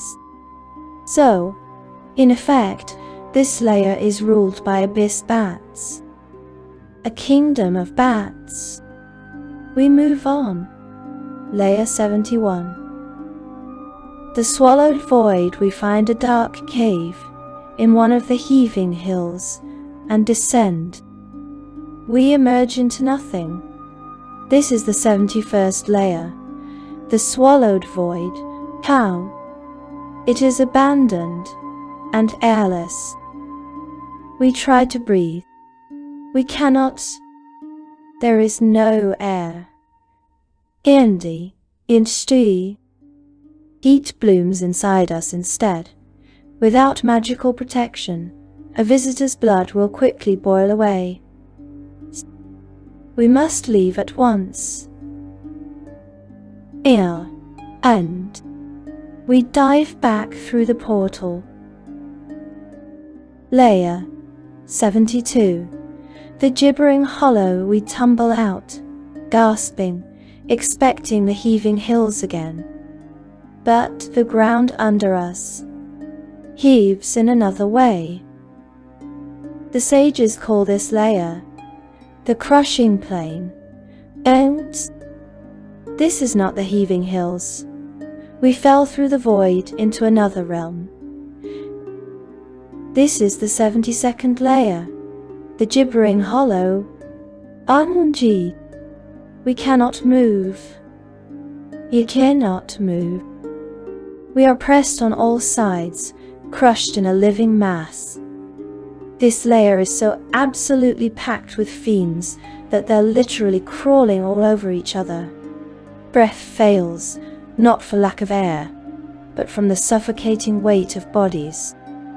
Death by suffocation or being crushed are both likely. The horde is made of chasm, the fly demons, and, strangely, lemurs. Lemurs are Batatsu devils. Why would there be lemurs here? Chaos. Unisishtan Giseo Estel. This layer spawns an unusually high number of mains, a fountain of demonic cannon fodder. Above them all squats its ruler, Ewig, who came here to satiate his gluttonous cravings. Even he cannot keep pace with the endless flood of meat. The mains populate faster than he can eat them. We are drowning in a sea of fiends. We claw our way upward. Layer 73. The ice flow gasping, pushing through the writhing mass, we find a frozen opening and force our way in. We slide. We are on ice. The 73rd layer. The ice flow. Infinity. It is not like the iron wastes. The ice here is thin, easily shattered. Beneath it, we glimpse cold, black, rushing water. The cold is wrong. It does not merely bite at skin. It reaches inward and leeches away vitality. Lingering here is a guaranteed death sentence. There is no known ruler. It exists as a natural trap, a killing field of ice and black water. We keep moving. Meow. Layer 74. Smaragd. We run across cracking ice and into a green forest looming at its edge. We step under the canopy.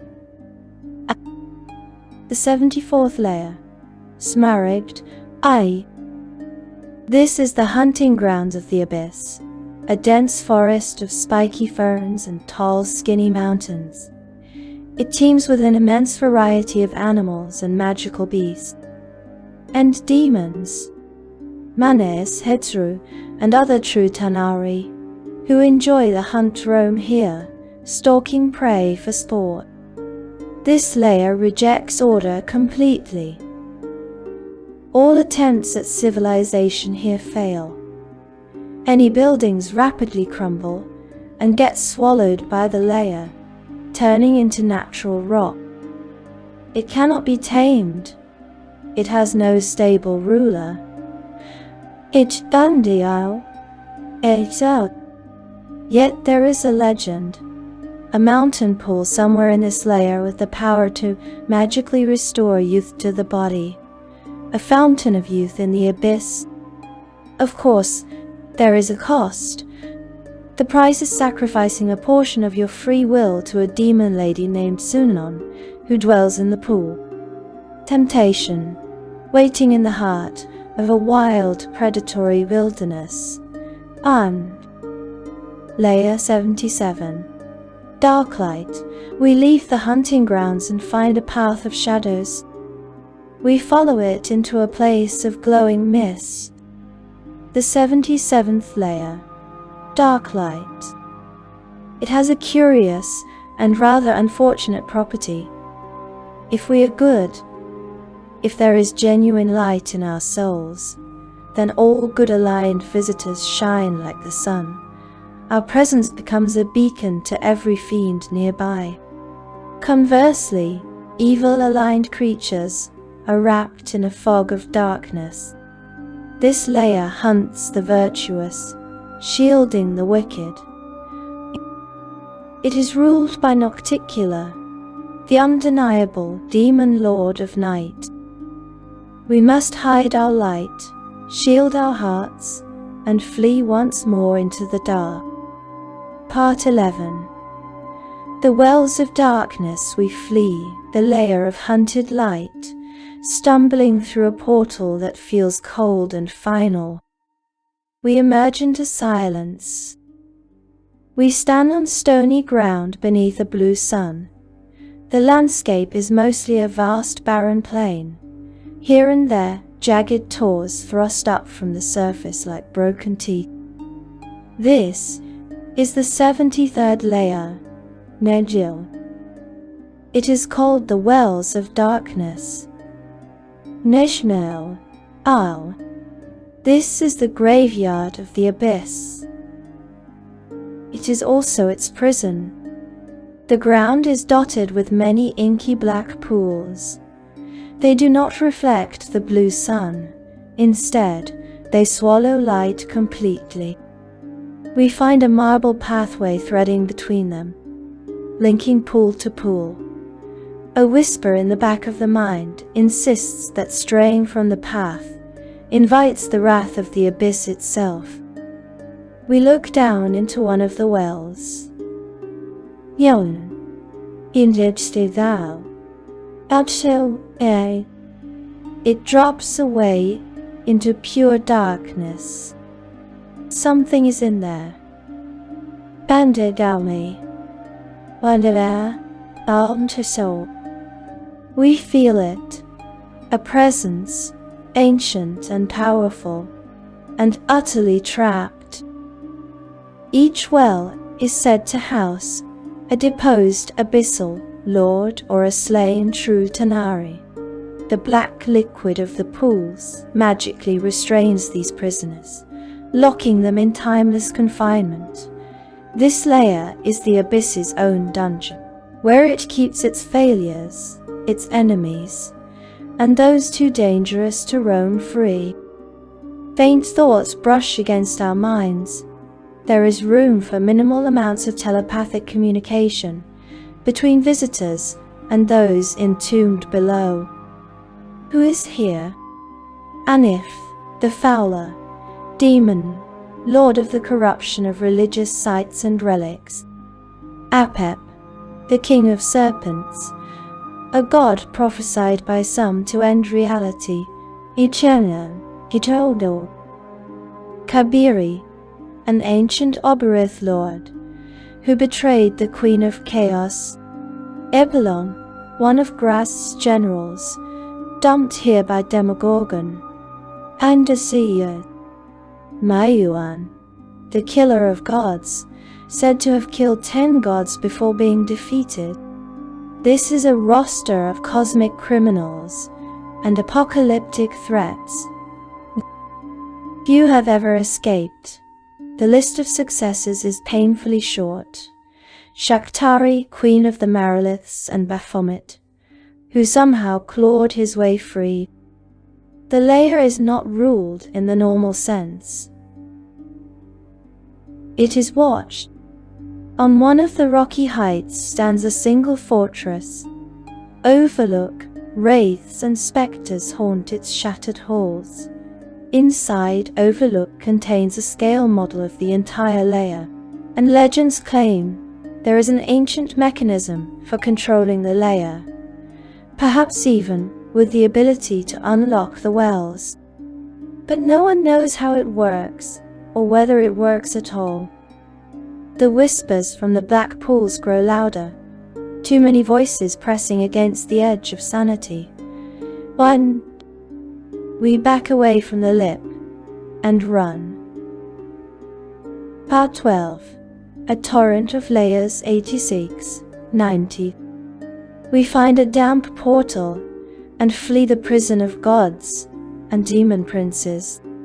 Layer 86. Toads and acidic rain. We land in mud. The air stings. Acid rain patters down in smoking sheets.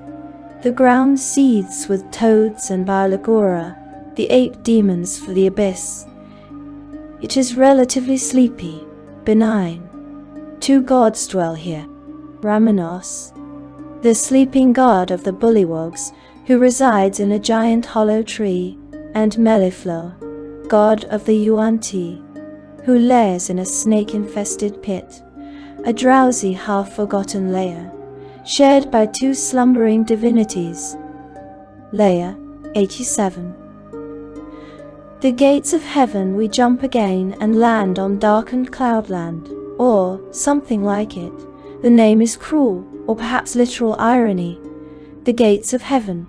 2 beings reside here as wardens, Monkir the White Guardian, and Nekir the Black Guardian, abyssal lords of the afterlife, and the back door to paradise. There is almost no other recorded lore. Scholars whisper that their names are drawn from real-world belief. Islamic angels that test the faith of the dead. A test in the abyss, a back door to heaven. The implications are too unsettling to examine closely. Layer 88. The Gaping Maw, Abysms. We flee the hidden judges and plunge again, this time into salt water, briny, choking waves. We drag ourselves onto jagged rock. This is the 88th layer, the Gaping Maw, also called Abyssum. This is one of the great realms of the abyss. It belongs to Demogorgon, the Prince of Demons. The title is self-proclaimed, but none of the other demon lords is yet strong enough to take it from him. The sky is thick with flying Tanar'ri. The seas royal with krakens and Ixit-Kitl, demonic manta rays. Later lore describes the layer as split in two to reflect Demogorgon's dual nature. One half is this realm of brine flats and endless oceans. The other is a primal continent of dense tropical jungle.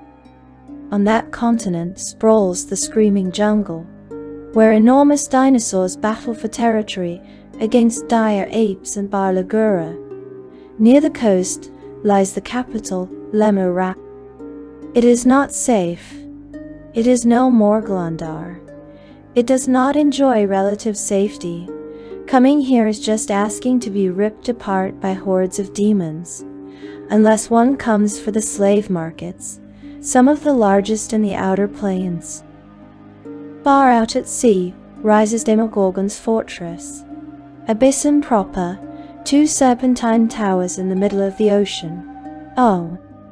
Demogorgon himself is a living contradiction, a combination between a snake and an ape. He has two baboon-like heads, each with its own mind. Amul and Hethrodaya both wish to claim full control of Demogorgon, but both are convinced that killing the other would slay the whole being. He is in eternal civil war with himself, a prince of demons, who is also two rival entities trapped in one body forever. Layer 89. The shadow sea from the rocky promontories of Abyssum. We look down into deeper darkness. Abyssal trenches lie below the waves. In their black mouths are portals, leading down to the 89th layer. The shadow sea. An ocean below an ocean. Andoi. This is another great domain, the realm of Dagon, Prince of the Darkened Depths. One of the surviving Oberith lords. He is ancient and is said to know the deepest secrets of the abyss. Even other demon lords seek him out for knowledge. He devours most of them. The waters of the Shadow Sea are infested with Westraliths and giant clouds of pollution that strip the flesh from all who swim within them. Some texts suggest that Demogorgon's twin towers descend into this layer as well, implying that Dagon and Demogorgon often form pacts to make discoveries about the nature of the abyss. The new prince and the old secret keeper, conspiring together in the dark. Layer 90. The Guttering Grove, the Screaming Jungle. We flee Demogorgon's realm through a portal atop a forgotten plateau, and emerge into jungle once again. This one howls with maddened apes. This is the 90th layer, the Guttering Grove. It is the realm of Yenogu, the Howling King, here described as Demon Lord of Barlagura. The ape demons, the lore is confused. In most traditions, Yenogu is the Gnoll Lord, demon prince of hyena folk, not apes. Older sources seem to conflate him with other simian lords, or perhaps another demon entirely. Entirely. Later, texts tried to repair the contradiction. They say this layer is also called the Screaming Jungle, and that the 88th layer bears the same name in places. According to these accounts, Demogorgon conquered it and brought it into the 90th layer, and the Screaming Jungle and the Gaping Maw, the 88th layer, are collectively called Abysm. Cosmology begins to fray. Names bleed together. Azagrat is 3 layers tightly bound. Abysm is 2 layers sharing one space. The abyss does not respect numbering or neat divisions. It does not care for our maps. We press on, deeper still. Part 14. The Lords of Ruin, we have fled the factory of undeath. We have escaped Thanatos, our souls and our lives somehow still our own. We find a portal, a crack in a tomb wall. We fall. Layer 137. Outcast's End, we land nowhere. Shianaim, no. Grey, shifting mist curls around us, in a place that feels forgotten and unwanted. This is the 137th layer, Outcast's End. It is ruled by Azazel, the Prince of Scapegoats, the demon, Lord of Blame and Absolution. A strange idea, a demon of absolution. Sagas whisper that this name Azazel is ancient, echoing a fallen angel from other myths, one who brought forbidden knowledge and became a scapegoat for the sins of others. This is a layer for outcasts and for blame. The air itself feels heavy with regret and quiet accusation. We move on. Layer 142. Lifebane, another portal waits, this one burning with a sickly inner fire. We step through into the 142nd layer. Lifebane. It is ruled by Shamus. The name, too, is old, drawn from the world beyond the game, a god of the ancient Moabites, and in Dragonlance lore a dark power of undeath. Here, he is a demon lord. His realm remains a mystery. Whatever horrors it holds, we do not stay to learn them. Layer 148. Torrent, another jump, another fall. This is the 148th layer. Torrent. The sages shrug. There's nothing to say about it. Its rulership is contested and unclear. It is only a name and a number in most records, an infinite void of clashing fiends and endless meaningless war. How many more places like this exist, unremembered and unremarked? Layer 176. Hollow's Heart, we find a portal that feels like a lie. We step through and land on dust, an endless expanse of fine white powder under a starless black sky. Ow! Nothing. Almost nothing. Nyanjansion. Ayan Chidido. Anchodeji. This is the 176th layer. Hollow's Heart. This is the realm of Fraz-Ur-Ablu, the Prince of Deception, the abyssal lord of lies, subterfuge and illusion. This emptiness is him. He is unmatched in trickery. He can trap people inside dreams and illusions. His natural form is that of a huge gargoyle. But he seldom wears it.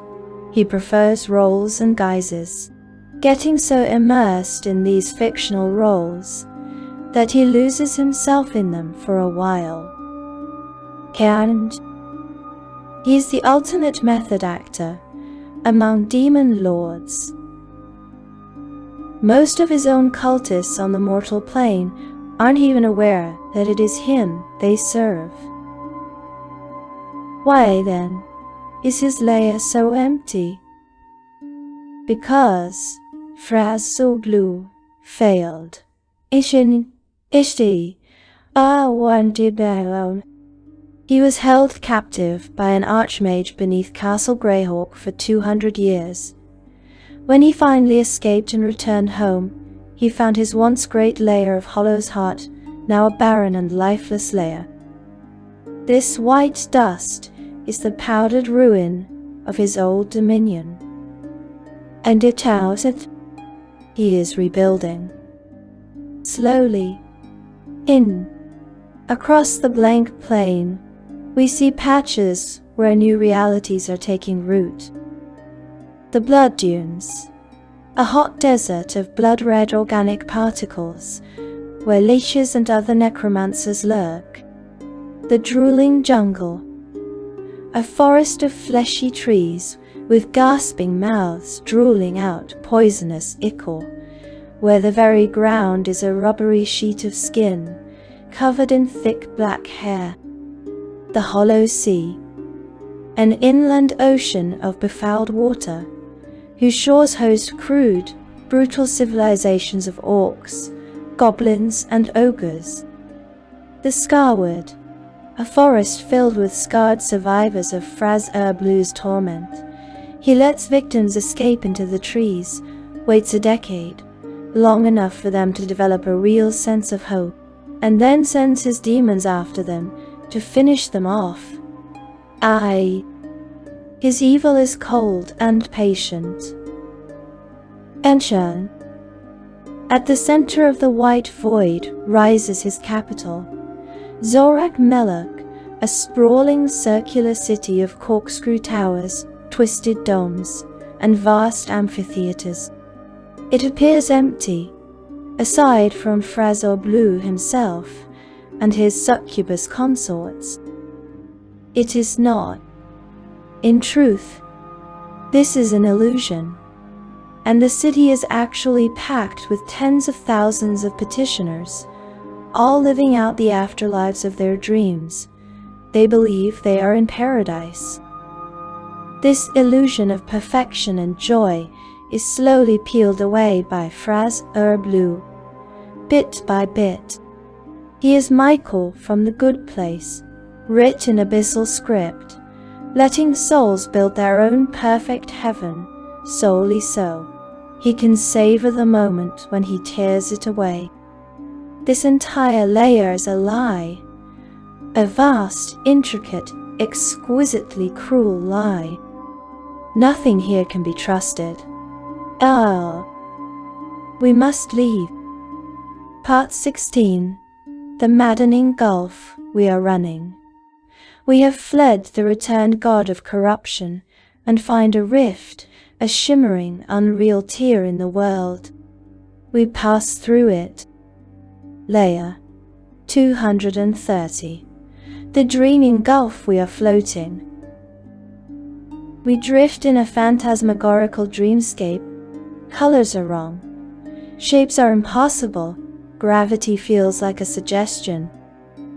This is the 230th layer, the dreaming gulf. It has no ruler. It is where the dreams of dead evil gods go. Endo, Aj, Anajanan. Think about that. The nightmares of dead gods, all collected in one place, drifting and colliding. The abyss itself is trying to digest these dreams, but it does so slowly, and as it feeds, a byproduct forms. A new kind of demon. The Lurisu. They are neither Tanar'ri nor Oberith. They are incorporeal demons that have a tendency to possess mortals. Hungry spirits spun from divine nightmares. Two types are known. Infidence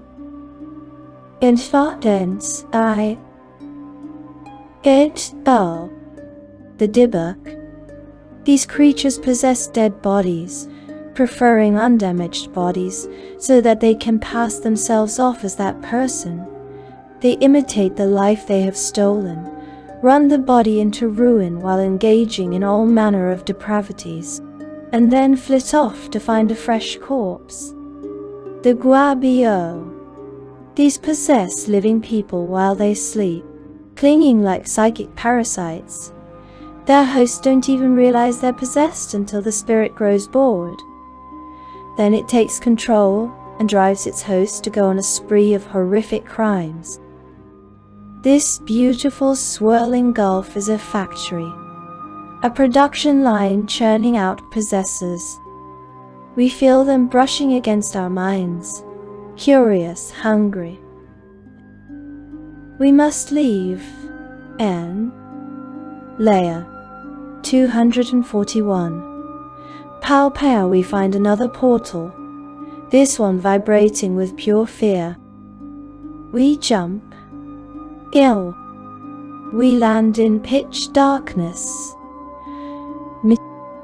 This is the 241st layer. Pow pow. It is a layer of fear and eternal darkness, ruled by the twin gods of the bugbears. Grankle and Skigaret, your texts Granglar galore and scare it. One watches from the shadows. The other is the incarnate terror that strikes from them. The other is the incarnate terror that strikes from them. This is a world of pure dread, governed by the gods of things that lurk under the bed. We do not linger. Layer 245. The scalding sea, we flee the darkness and smell sulphur before we see anything. Then we fall into acid. It burns. We thrash and fight our way to the surface. This is the 245th layer, the scalding sea. It is a vast sea of acid dotted by islands.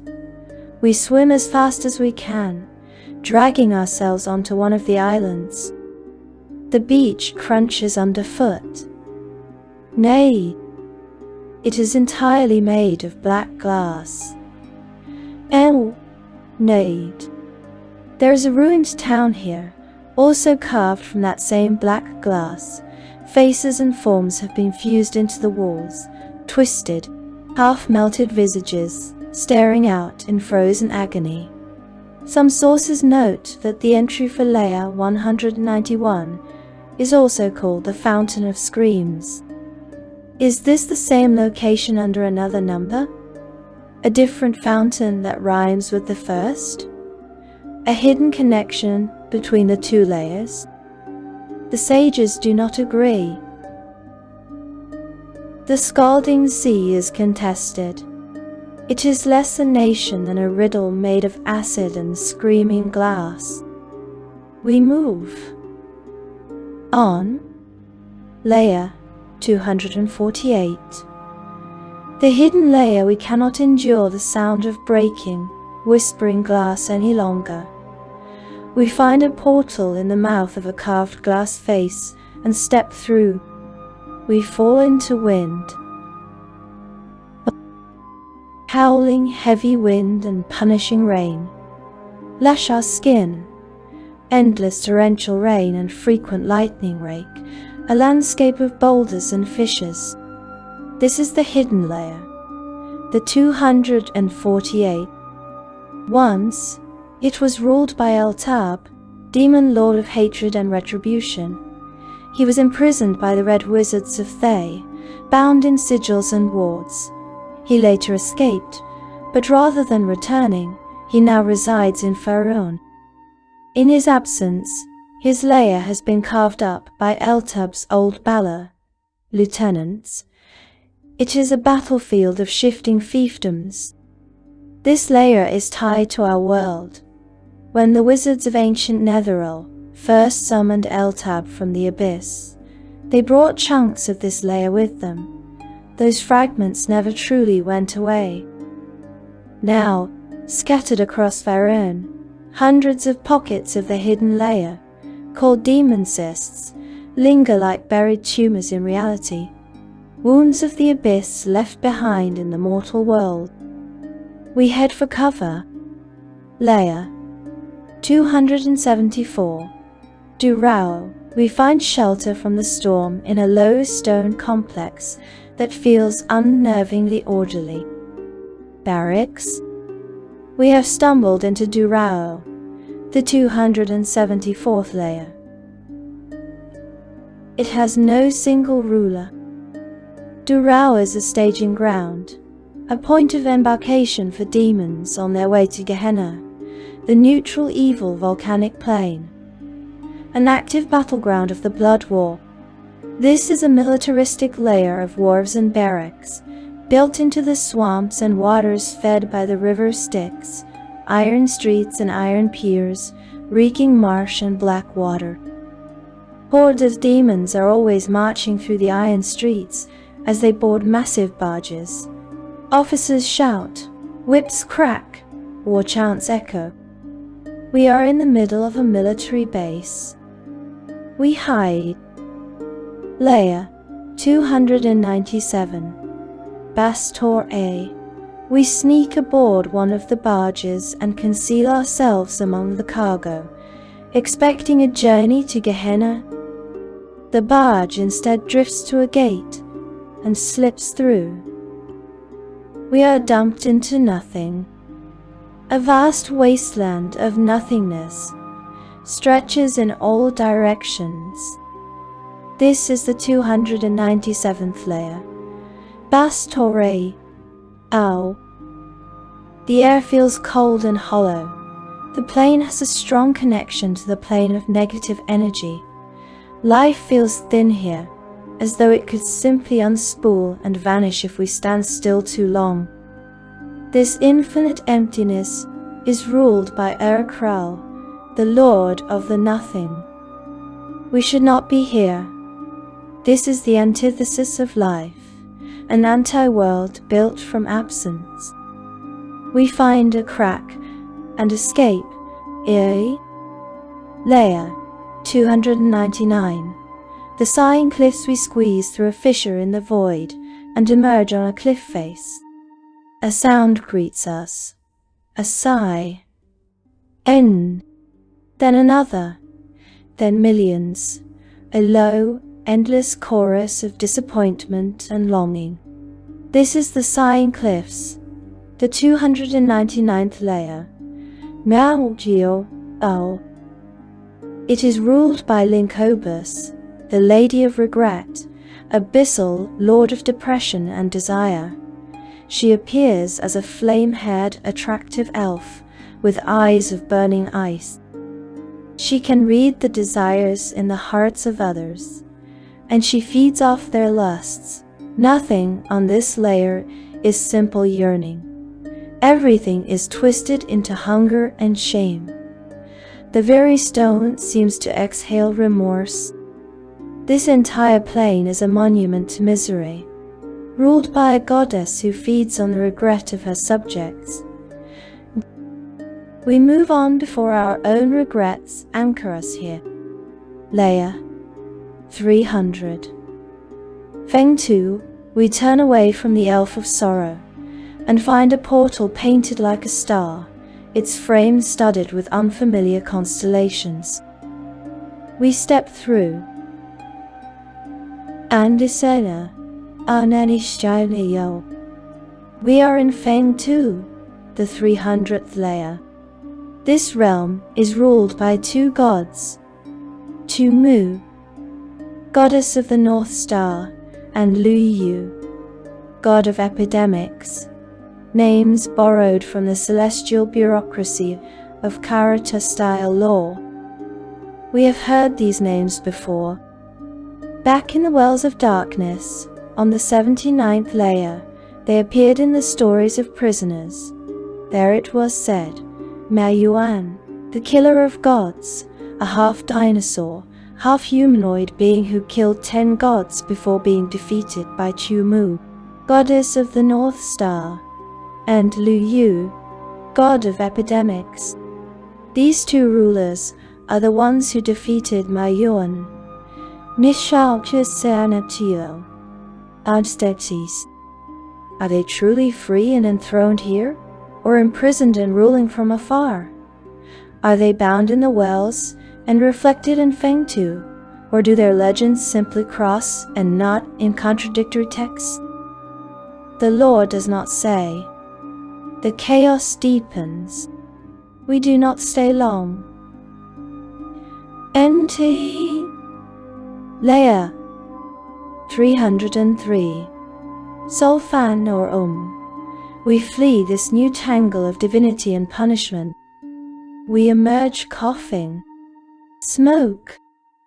Intense smoke hangs thick in the air. This is Sulfanorum, the 303rd layer. The haze comes partly from demons who come here to relax and smoke various foul substances, and partly from the fires that constantly burn. Pipes, braziers, bonfires, and industrial furnaces all vomit soot into the sky. All vomit soot into the sky. The stench is almost unbearable. Every breath makes us wheeze. Eyes burn. Throats close. Sulfanorum has no known ruler. It is a smog-filled den, a plano, opium den scaled up to abyssal proportions. We stagger onward. It'll bow. Leia 313. Gorans grasp another jump. Inchigan. Inchal. And a jobs. We arrive in the 313th layer.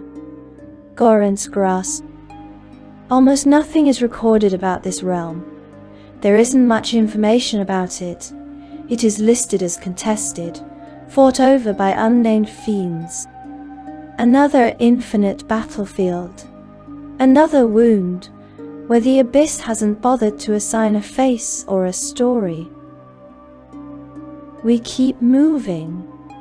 Leia 316. The broken scale, we jump again. Ow. We land on a pile of gold coins. For a heartbeat we dare to hope. They crumble into dust. Indy. This is the 316th layer. The broken scale. This is the layer of Hidukul, or Hidel in your text, god of greed and betrayal, from the Dragonlance setting. Here he appears as a lord of broken bargains and corroded wealth. The sages point to a conflict in the numbering, since 1st edition AD&D and also 4th edition claim that Thanatos is the 333rd layer. But in our journey we visited Thanatos at layer 113. If you accept those other sources simultaneously, then the broken scale should be layer 1133. The numbering is breaking. The orderly list of layers reveals itself as another illusion. The structure is a lie. We move on. Layer 340. The black blizzard, we jump once more. We fall into a storm, not of rain, not of snow, but of ash. This is the 340th layer. The black blizzard. Nothing else is truly known. It is listed as contested. We choke on the ash of a forgotten war, on the dust of burned worlds and burned histories, swirling forever in a storm. No one remembers starting. We must go. Part 17. The endless march, we flee the black snow. We flee the ash. We find a portal that feels like nothing at all. We step through. Layer 348. Indifference. We land on jagged rock. It is cold, a frigid, blasted plain. Crimson clouds churn overhead. Everything is coated in a layer of dry frost, and the wind stings the eyes and skin. There is no natural life. This is the 348th layer. Indifference. It was once ruled by Thrym, Lord of the Frost Giants. The same power associated with the Iron Wastes. The sources contradict one another here. Perhaps he moved, perhaps he claimed both, or perhaps the abyss simply disregards consistent borders. Thrym abandoned it to find more valuable territory. Now, according to the older texts, Analfashni, one of the 8 Boar judges, named Hafan, rules this realm. He rules from the fortress of indifference. We see it in the distance. The walls are woven through with humanoids of every variety, most dead, though several undead, all grasping and clawing in a vain attempt to break free. The fortress itself is made of bodies, frozen in desperation. This is indifference, a cold domain built from the helpless and ruled by those who do not care. Layer 351. The Arc of Eternity. We turn away from the war of bodies and find a copper-colored portal. We step through. This is the 351st layer. The Arc of Eternity. Once it was abandoned. It was abandoned. Then, Orcus died. Ended. When Kiaran slew Orcus, his magical enslavement ended, and a particular demon was freed. Elgag, the bloodless scion, now he has risen as a demon lord in his own right, demon lord of crime and hatred. He rules this layer. Indi, Elwaytun, ISL. He looks like a tiefling with snakes for fingers, a mockery of mortal form, twisted into something poisonous and sly. His worship is as cruel as his title.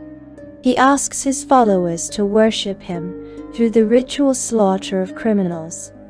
By criminals, a world ruled by a god of thieves killing thieves, a court of monsters devouring their own. We move on.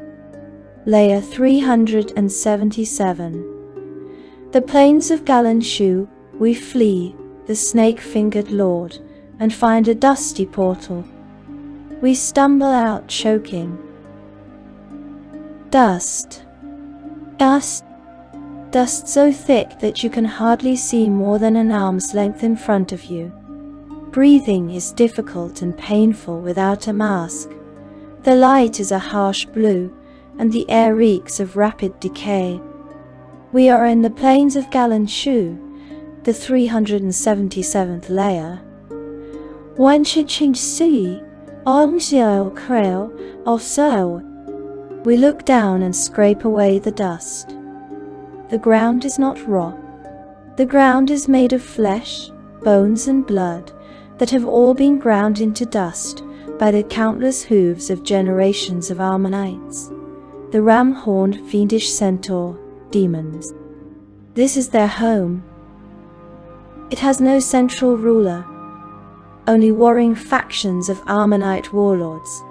They live in fortified stables, strongholds half fortress and half barn. Buried beneath all this body dust lie the ruins of ancient Fangeth cities, the Abyssbat civilization that once held this realm before the Ammonites claimed it. There is only one true city left, Blackmorg, Delon, MTJ. It is older than the Ammonites themselves, and serves as neutral ground, the only point of relative peace on an infinite plain of ground-up corpses and eternal cavalry war. We do not stay. In Layer 399. Hungry tars, we cannot breathe the dust any longer. We find a portal that weeps oily black ooze. We step through and sink into a swamp. A bleak and poisonous fen with black bottomless lake spreads around us. This is the 399th layer. Hungry tars. Ow! The place feels ancient and wrong. It once belonged to Sis your text CTs, a long-dead Oberith lord, but his power remains. As Siz's power grows, and he gets closer to resurrection, this layer becomes increasingly infested with serpentine monsters. The mire itself is the beating heart of a dead Oberith god slowly waking. His legacy is not just monsters, but an idea. Chao. Sias was the first to realize that one doesn't need to worship a god in order to access divine magic. One can simply worship an ideal. He spread this knowledge, and a wave of godlessness overtook the prime material plane.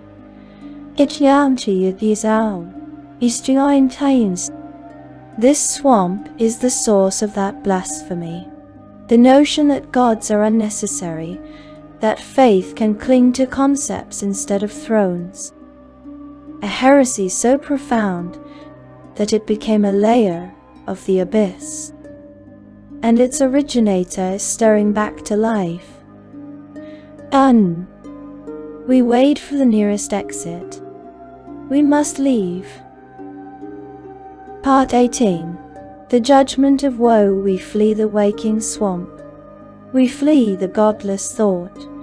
We dig downward, away from the serpents and their heresy. We break through into another tunnel. Layer 400. The worm realm. We are underground again. This is not the writhing realm. The air is stale. The earth is loose and treacherous. Somewhere ahead, a deep rumble grows. The tunnel begins to collapse.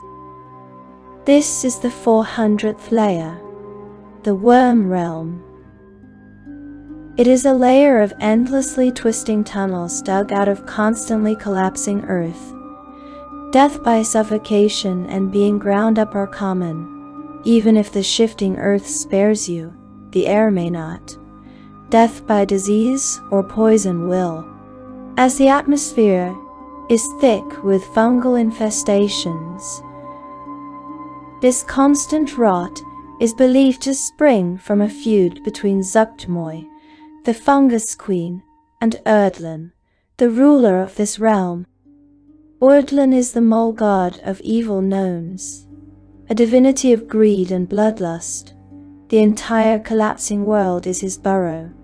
The tunnels are his scars in the soil.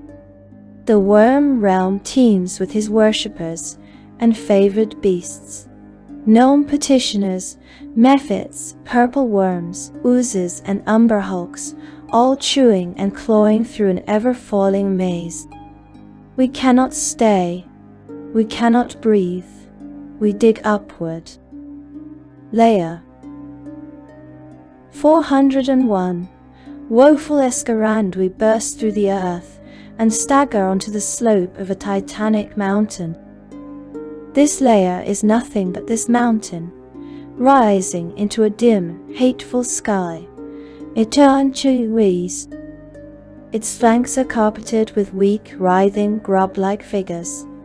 Larvae, millions upon millions of them, the freshly damned souls of the chaotic evil. All of them are climbing, struggling upward. This is the 401st layer. Woeful Escarand. This is the mountain of woe. We have heard this place. Here, petitioners are judged. At the summit, we see them. The Nalfshni, known as the Lords of Woe, giant ape-boar demons, gross and imposing. They sit atop their thrones of flame, and they laugh. La. They judge the larvae, transforming them into least Tanar'ri. They claim to be sorting them by merit, weighing their sins and potential like some infernal tribunal. It is a lie. As we already know, they judge each larva on nothing more than arbitrary whims. The entire process is a mockery of order, a cruel parody of lawful judgment. This entire layer is a cosmic joke, a play staged by demons to sneer at the structured afterlives of the lawful planes. The lords of woe rule here, and they control the exits. All the gates out of this layer are at the top, and they are one way. The Nalfashni drive their new creations through them to a layer where they might be useful. Most are sent to Pazunia, Layer 1, or Durao, Layer 274, to fight and die in the blood war. This is the true beginning of a demon's life, born from a mortal soul, judged by a cosmic farce, and shipped off as expendable meat in an eternal war. We dare not approach the summit. We will not be judged. Now we slip away along the mountain's base. Layer 421. The rainless waste, we find a crack in the rock and squeeze through. We emerge into dry heat. This is a parched desert layer. The sky is an empty, blinding vault. All around we see sulphurous rifts wide enough to swallow a town. This is the rainless waste, the 421st layer. In this endless baking desert, there is only one thing of note, a city, Malarunt, the city of confusion.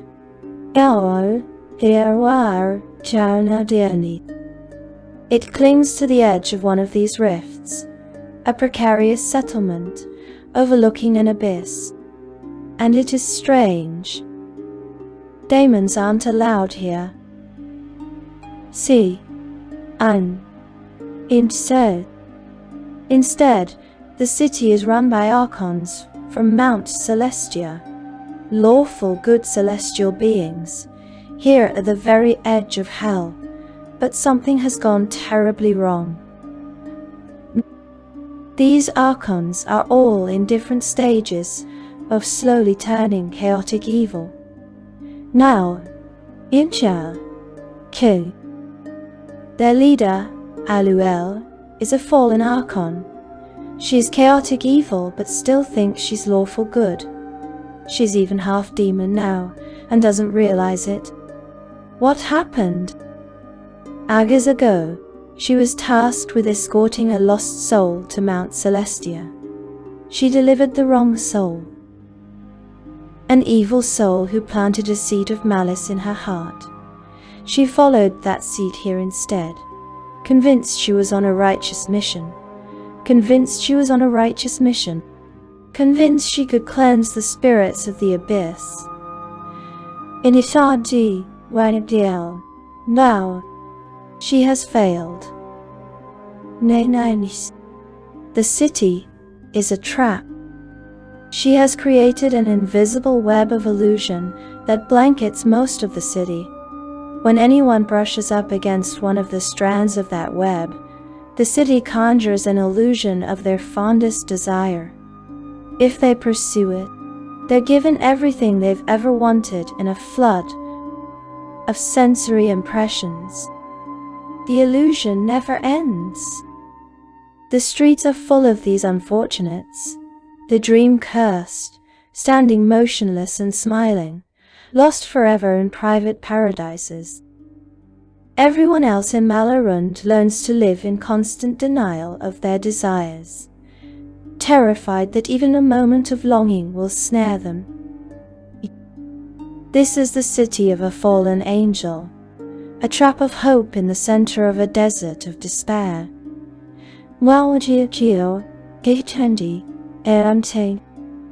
Scholars argue over who truly rules. Some older sources name Aluel, Later ones insist there is no official ruler, and that she is just another prisoner of the abyss. We choose not to test which is true. In Namdal,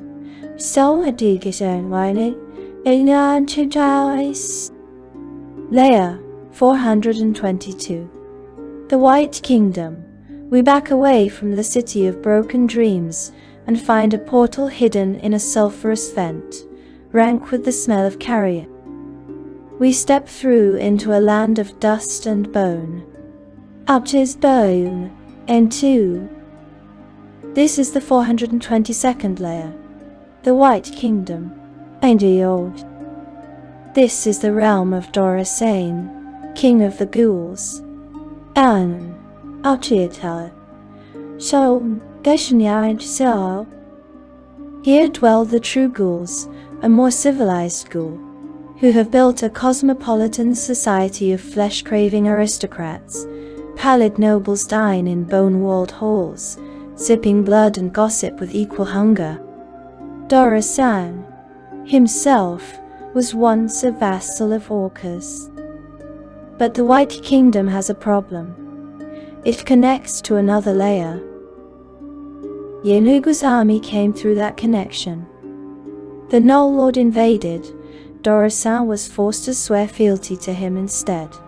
I'll say, this entire refined ghoul society is now a puppet state to the Lord of Knolls. We find the invader's gate. Leia 423. Yenogu's realm we step through.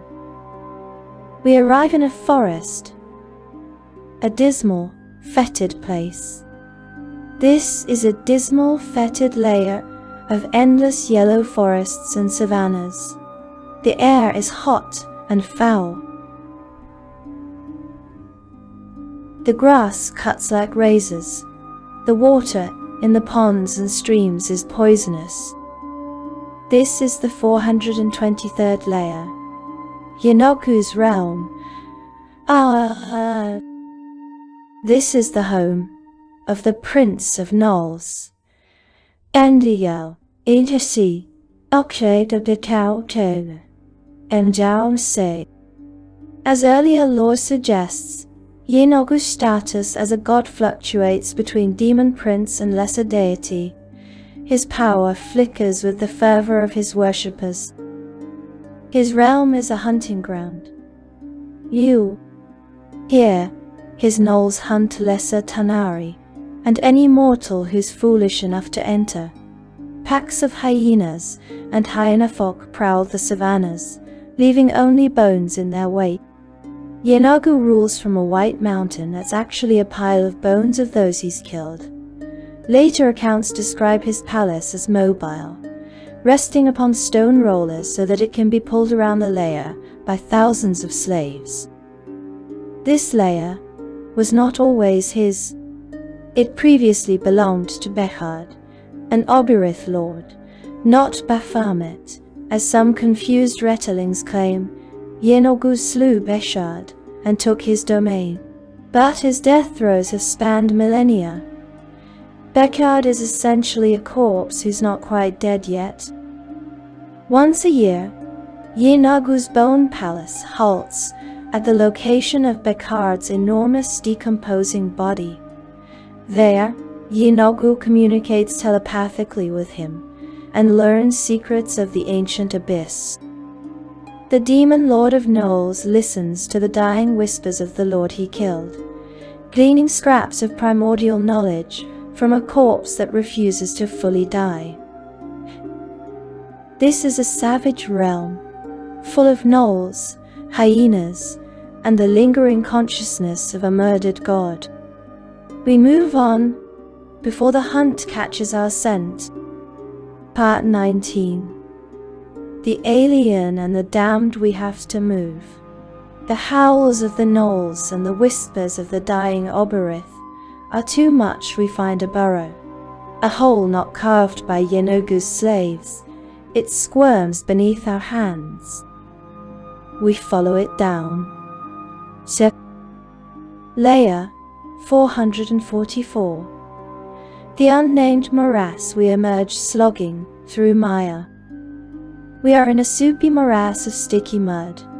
Every step tries to hold us in place and pull us under.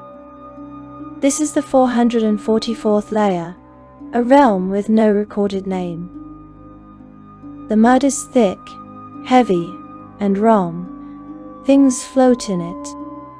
Dismembered body parts float up to the surface, pale fingers and half-dissolved faces bobbing to the top before sinking again. This layer is the native home of the Tanar'ri, treacherous demons that basically look like giant millipedes with humanoid faces. Their corruption has transformed the layer into this, an endless swamp of mud and limbs, a grave broth, churned by a million skittering bodies. Yeah, we have to get out of the mud. Layer 452, Ahriman Abad. We claw our way to firmer ground and find a portal that gleams like dark metal. We step through. This is Ahriman Abad, the 452nd layer. Almost nothing is known of this place, except its master, Andy Cow, Isho, Ahriman, Nityan Seri, Argo, Arf, and Dark Sea. He is chief of the Cockrochon demons in some tellings, and the demon lord of transformation. The name is curious. It echoes Ahriman, the true name of Asmodeus, according to his serpent origin story, and in our own world's lore Ahriman is absolute evil in Islamic and Zoroastrian tradition. A demon lord of transformation, bearing a name shared with the Lord of the Hells, and an archetype of cosmic evil. This is not a place to linger in curiosity. We leave. We live. Layer 471, Androlin. We find another portal, shrouded in white cloth like a funerary veil. We push it aside. And we step out into beauty. In a beautifully surreal landscape of vivid colors and lush vegetation stretches before us. Giant flowers sway, rivers gleam like liquid crystal, the air smells of spring. The sky, however, is wrong. It is filled with huge light purple clouds, and as we look more closely, their edges take the shape of screaming faces. This is Androlin, the 471st layer. This false heaven is ruled by the Pale Night, the mother of demons, an Oberith lady of motherhood. She is ancient and appears as a beautiful lady shrouded in cloth. Whatever lies beneath those wrappings, her true form remains mysterious. She is the mother of Grazist, the Dark Prince, and some whisper she is the mother of the entire Tanar'ri race. This shining, haunted layer is a war zone.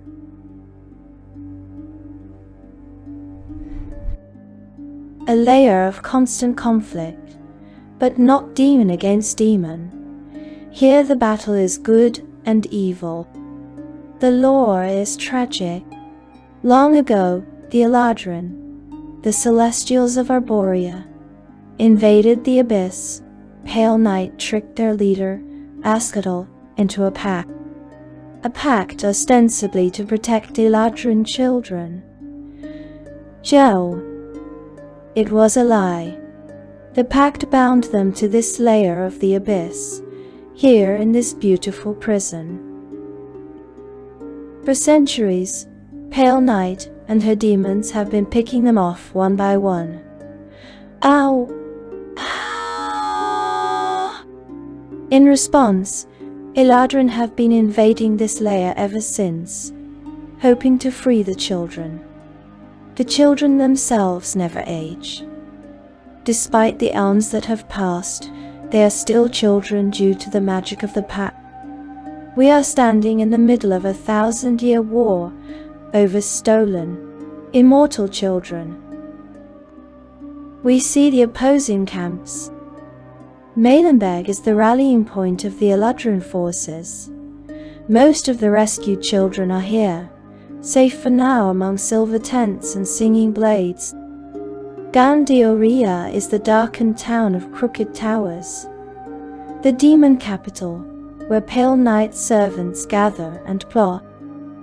The Mother's Mountain is a place of colorless gloom, a peak where pale night sometimes resides in a bone citadel that overlooks the killing fields below. We must not be seen, not by angels, not by demons. We are intruders in an ancient, sacred tragedy. Yixuel. We run. Layer 486. Gatalavet. We run from the beautiful sadness and find a portal that tastes of salt on our tongue. As we approach, we tumble onto a beach of red sand. No. This is Gatalavet, the 486th layer. Nadir. It is a realm of hurricanes, shipwrecks, and blood-soaked beaches. Broken hulls and shattered masts jut from the surf, lightning claws through black clouds over a churning, murderous sea. This layer once belonged to Zorix, demon lord of storms. Demogorgon came here in wrath, leading an assault against Zorix in retaliation for some slight, now half forgotten. He destroyed the islands on this layer and drove out Zorix. Zorix fled to the Scalding Sea, layer 245, seeking refuge in another ocean of torment. But rumors persist, rumors that Zorix has returned to rebuild this layer, that the Storm Lord stalks these shattered shores again, gathering wreckage and hatred in equal measure. This is a broken realm, waiting for its vengeful master to return. We do not stay to see if he arrives. Nah. Part 20. The Mansion of Madness. We must move. We flee the blood-soaked beaches and the hint of a returning Storm Lord. On the red sand, we find a door, a finely crafted mahogany door standing alone. It feels wrong. It feels civilized. We open it. We are inside. Layer 487. The Mansion of the Rake. We stand in a hallway. Halls of mirrors stretch away in both directions. Creepy portraits line the walls, their painted eyes tracking our every step. We walk. The hallway changes as we move. The walls shift, the angles twist. This is the 487th layer. Xiaodani der Nerapur. Auspeniel is Devnanijiki. It is called the Lair of the Beast, or the Mansion of the Rake. In Upti.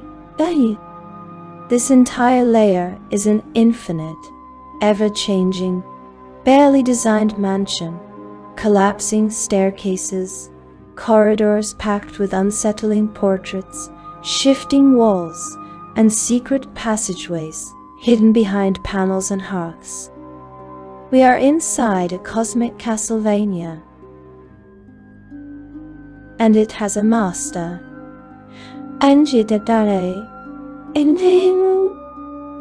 This layer is ruled by Canchelsis, the god of vampires.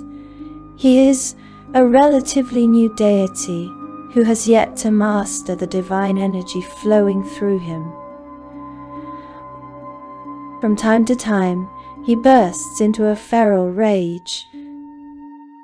Normally, he presents a civil, courtly veneer. Picture it. You are a guest, enjoying being hosted by a gracious if a bit unsettling vampire. The wine is perfect, the music haunting. Then, without warning, he tells you the beast is coming. And he changes. He turns on you, beginning a horrific chase through his maze-like mansion. Ow, ow! This entire infinite layer is his hunting ground. We are prey. We run, sprinting through shifting holes and crashing through mirrored doors until we find a way out. Layer 489. The noisome veil. We find a window looking out onto choking haze. We smash the glass and climb through.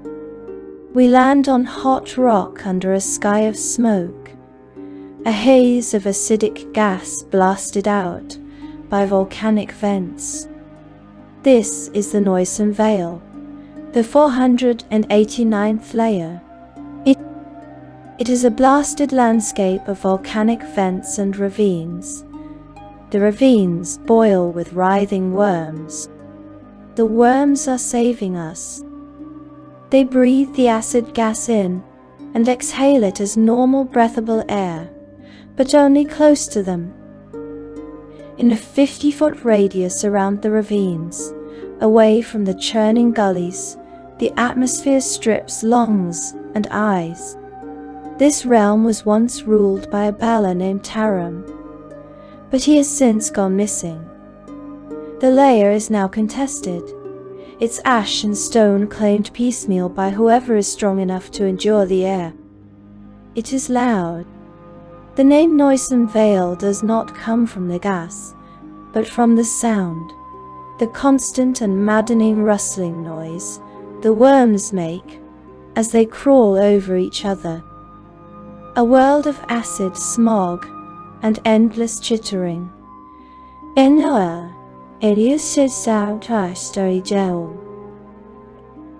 We cannot stand the noise. And Layer 491.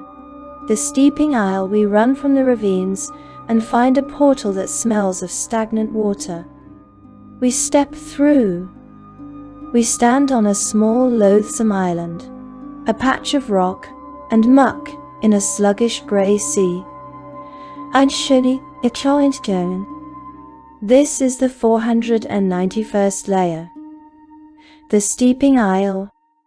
It has few inhabitants or resources. Yet, it has a lord. Sclaze your texts, Abyssal Lord of Secret Oaths, rules this place. He has the head of a crocodile, antlers, and the body of a huge muscular human, with a long tail ending in a stinger. A monstrous patron of pacts and promises, ruling a tiny barren island no one should care about. We do not understand what is buried here, or who is bound to whom. We do not stay to find out. We leave. Vendentanus. Layer 499. Kistu. We find a portal of iron. We emerge into burning water once more. A vast caustic sea that stings even through protection. This is the 499th layer. Kitu. In the distance rises a rocky island bearing a massive iron fortress, also named Kitu. This place has history. It was once the site of a huge Batadzu devil invasion.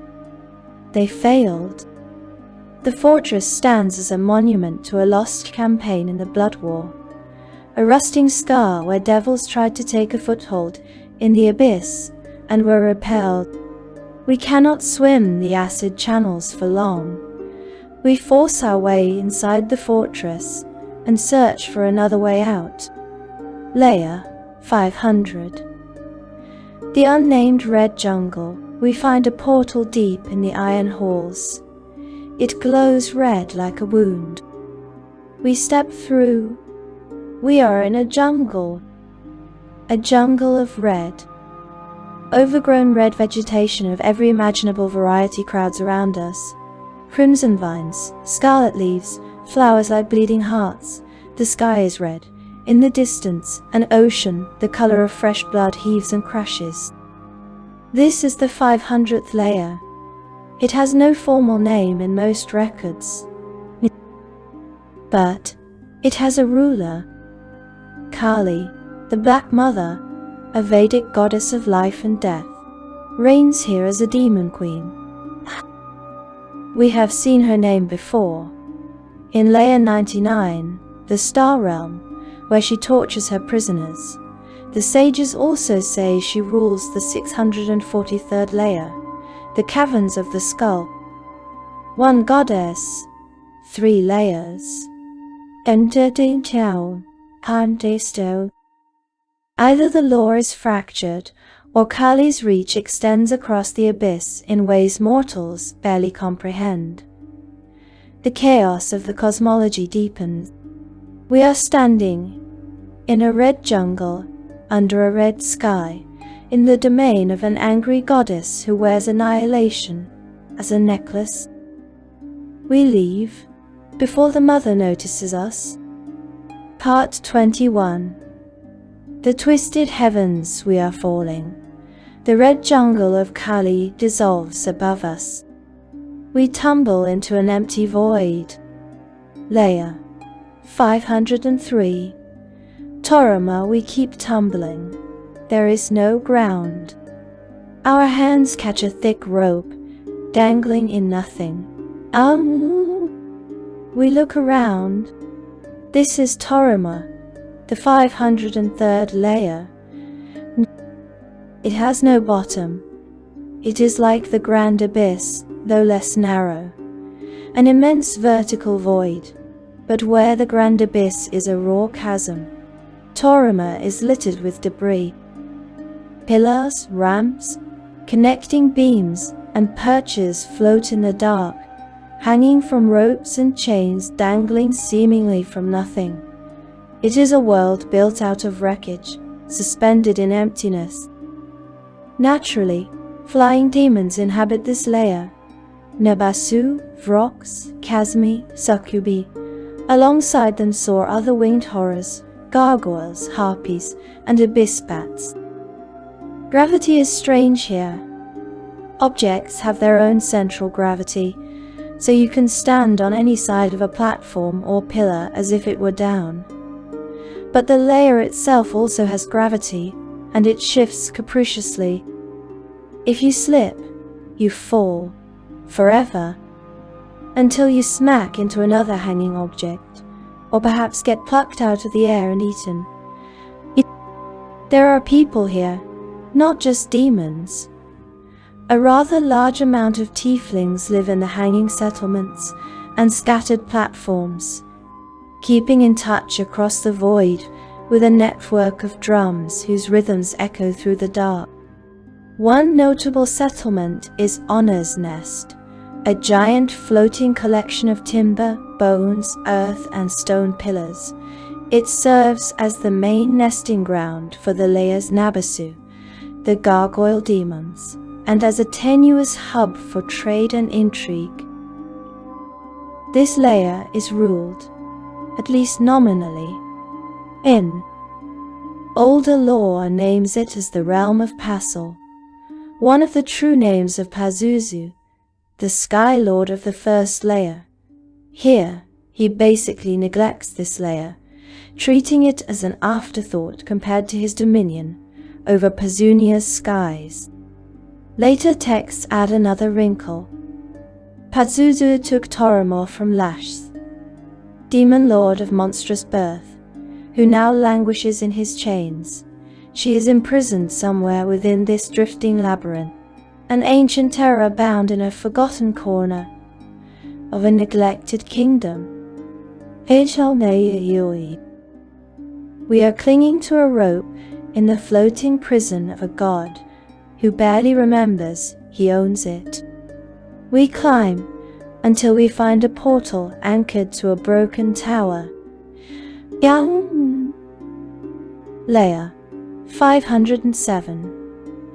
Occipitus, the portal shines with a sick golden light. We step through. We land on flesh. A fleshy, warm, damp surface yields under our feet. The air is thick and hot.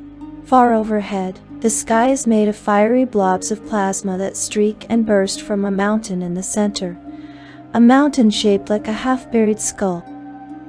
This is Occipitus, the 507th layer. It was once ruled by Adomachus, the Prince of Madness. But Occipitus is not originally of the abyss. It is a piece of heaven. And the lore is horrific. Adomachus was a fallen celestial who led an army of demons against Mount Celestia. The Archons repelled the invasion, but at a terrible cost to stop the corruption. They had to cast the part of Mount Celestia the demons occupied into the abyss. This is that fragment. It fell here, and Adomachus claimed it. Now we walk on holy flesh, twisted and corrupted, on a broken shard of the seven heavens, trying to digest the evil that infested it. The ground itself is trying to digest the goodness that died here. We pass through the plane of cysts, hundreds of bulbous translucent cocoons, each with a murky silhouette of a humanoid trapped inside. This is where the ground of Occipitus is attempting to absorb dead celestials. The abyss can easily digest demons, but digesting lawful good creatures takes time. And there is more. In the Shackled City storyline, Grast, the Dark Prince of Azagrat, succeeds in a plot to seize Occipitus. He deposes Adomachus. As he falls, Adomachus curses the layer. The curse doesn't allow anyone to rule it unless they pass the test of the smoking eye, a hidden ordeal that culminates in sacrificing an ally. For now, this layer of madness and fallen light has no stable master. Occipitus is a wound, a piece of Celestia embedded in the abyss, infected, unhealed, and claiming anyone who tries to claim it. We leave before the plane decides to add us to its collection. Layer 513. Mulp, we flee the living ground and find a portal made of fused bone. We step through. We stand in a cavern that glitters. Ow. The walls are scales. This is Mulp, the 513th layer. It is the nesting ground of the coal dragons, wingless, tentacled dragons whose minds and bodies twist around chaotic evil. As we stand there, our thoughts begin to slip, patterns repeat, words blur. Everyone who's visited this layer has fallen to madness, all of them repeating the word Mulp, and so that's presumed to be the layer's name. No one knows if Mulp is the name of the realm, the name of its ruler, or simply the sound of a mind coming apart.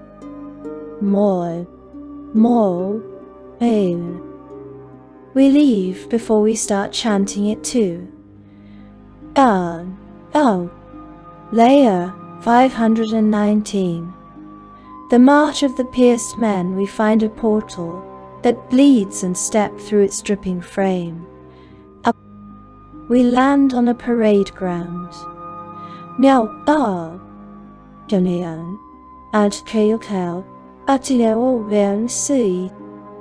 This is the March of the Pierced Men. the 519th layer. New one. That is all the records say. Hinstern, Garsinendisti. Hill.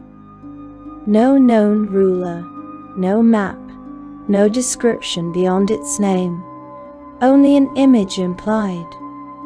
Endless ranks of mutilated soldiers marching forever through a battlefield no one remembers. We do not wait to see if the march will add us to its number. And it's already now. Layer 524. Shatterstone. We run and find a portal framed in broken rock. We step through. This is Shatterstone, the 524th layer. It is ruled by Vaprak, the Destroyer, patron deity of ogres and trolls, here given a demonic throne. Shatterstone is a place of brutal, simple destruction. Fractured mountains, shattered plains, and the rubble of things too weak to stand before giant fury. We leave as quietly as we can. Layer 531. Mola the Stinking Realm. We flee the ogre god and find a portal that stinks of rot. We step through into ooze. Again.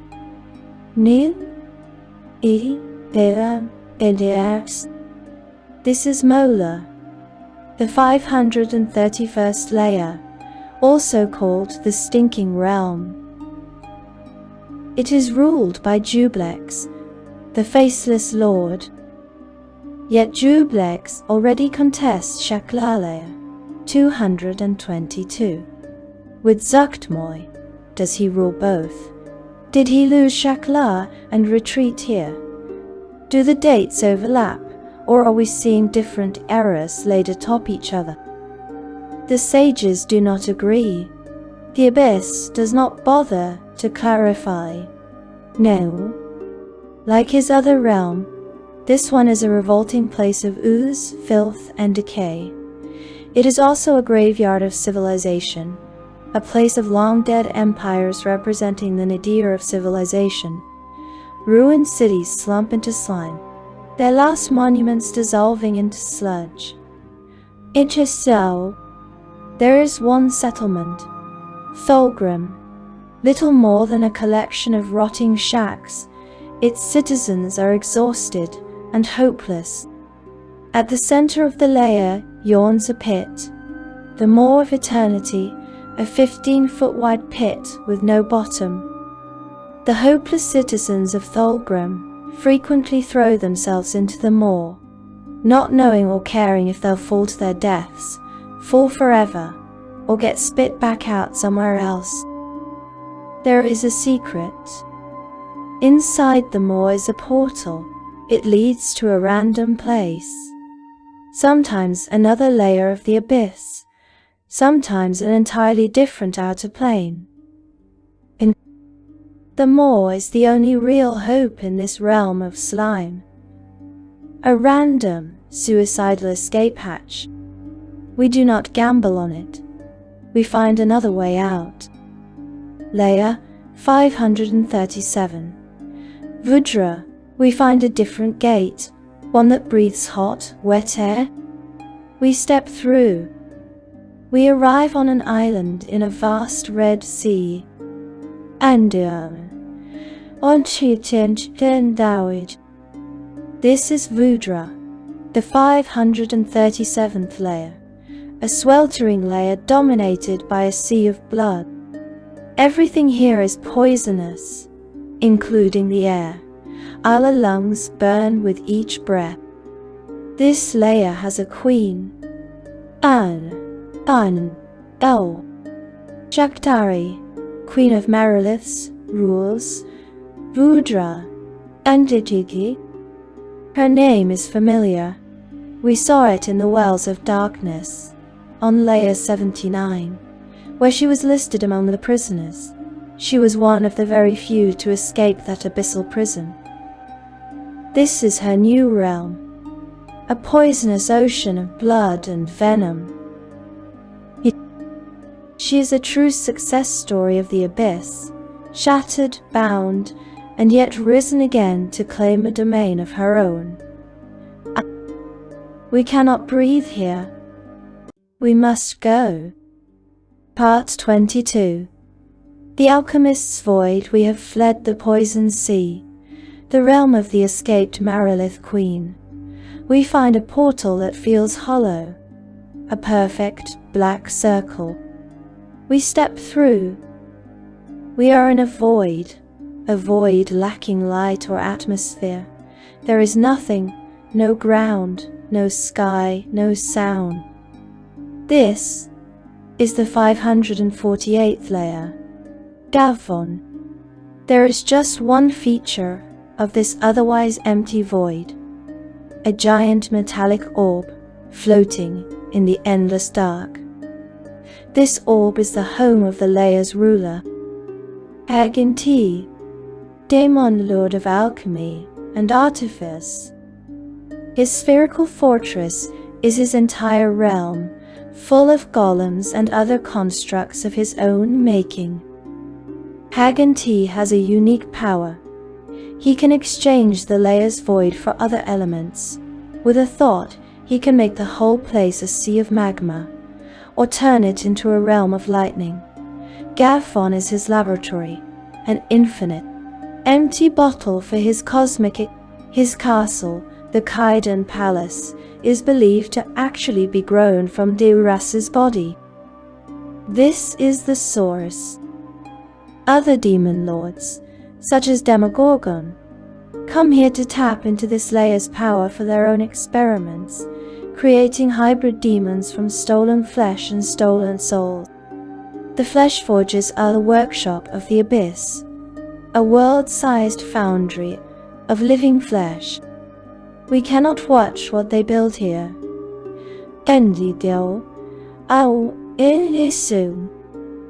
We flee. Endimois. Layer 566. Soul Freeze. We find a portal that feels cold, not skin cold, soul cold. We step through. We are on ice again. But this is not the iron wastes, nor the ice flow. The cold here is different. It pulls at our minds. In.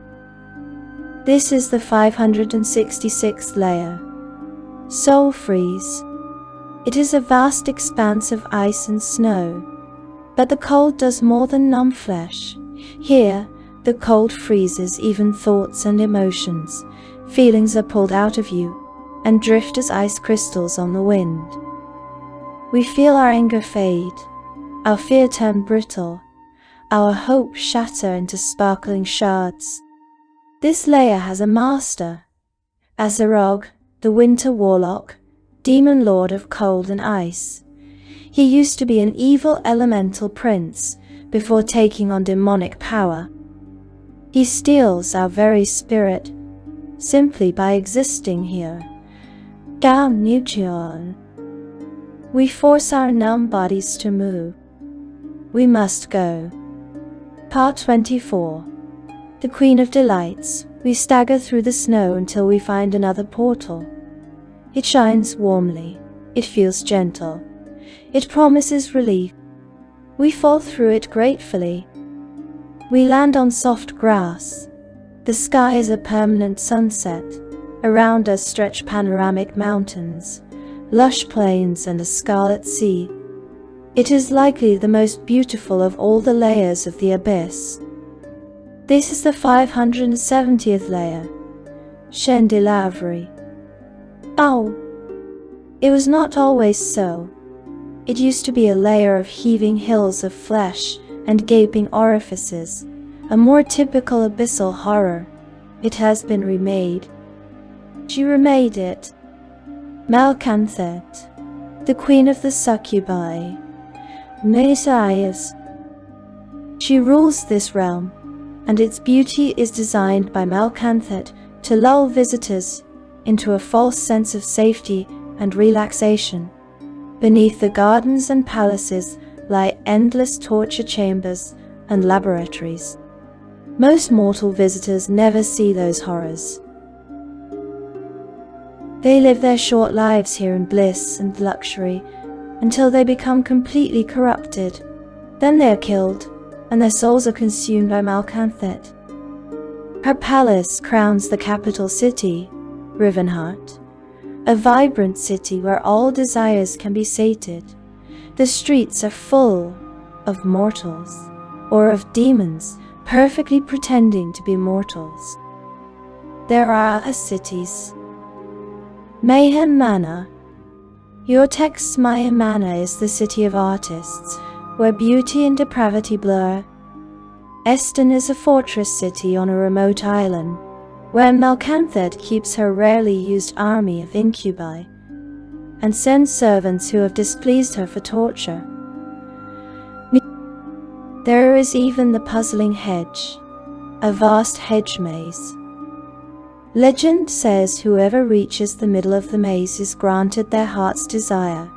By Malcanthet herself, the maze is guarded by a green dragon, and the price of reaching the center is rarely what the supplicant expects.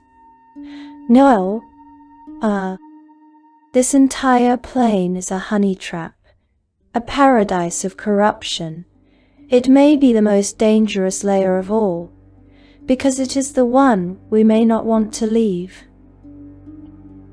We turn away from the sunset sky and the gentle sea and walk toward the next portal, refusing to look back. Part 25.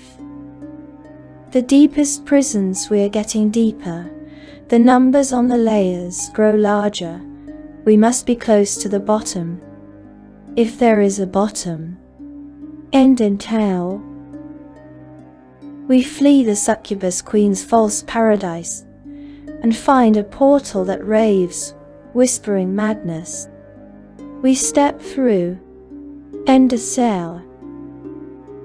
Layer 586. The prison of the mad god. We are spinning. We are caught in a swirling vortex of gas. Shattered rocks whirl past us, tumbling through the storm. This is the prison of the mad god, the 586th layer. At the storm's heart stands a throne.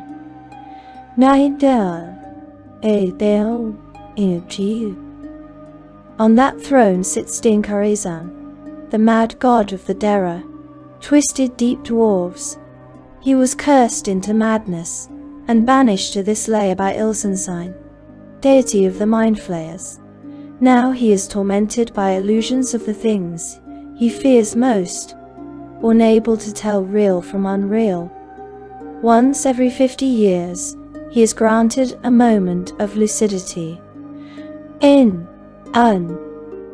that moment, he rules. The rest of the time, this is not so much a kingdom as a cell, a hurricane of insanity swirling around a broken god. We are trapped in his madness. We find a way out. Layer 597. Gaunhazith's true paradise. We are flung from the vortex and land. Softly, we stand in a garden, a sculpture garden, filled with unnervingly perfect forms. The statues are lifelike and in very seductive poses, as if frozen in the middle of a temptation. This is Gaunhazith, the 597th layer, also called True Paradise. It is another realm of carnal delights and deviancy. Endless pleasure, endless lust, endless hunger. Its master is Sachtik, the persuader. He rules from his palace of quivering flesh, a structure that looks disturbingly alive. throbbing in time with the desires of those within it.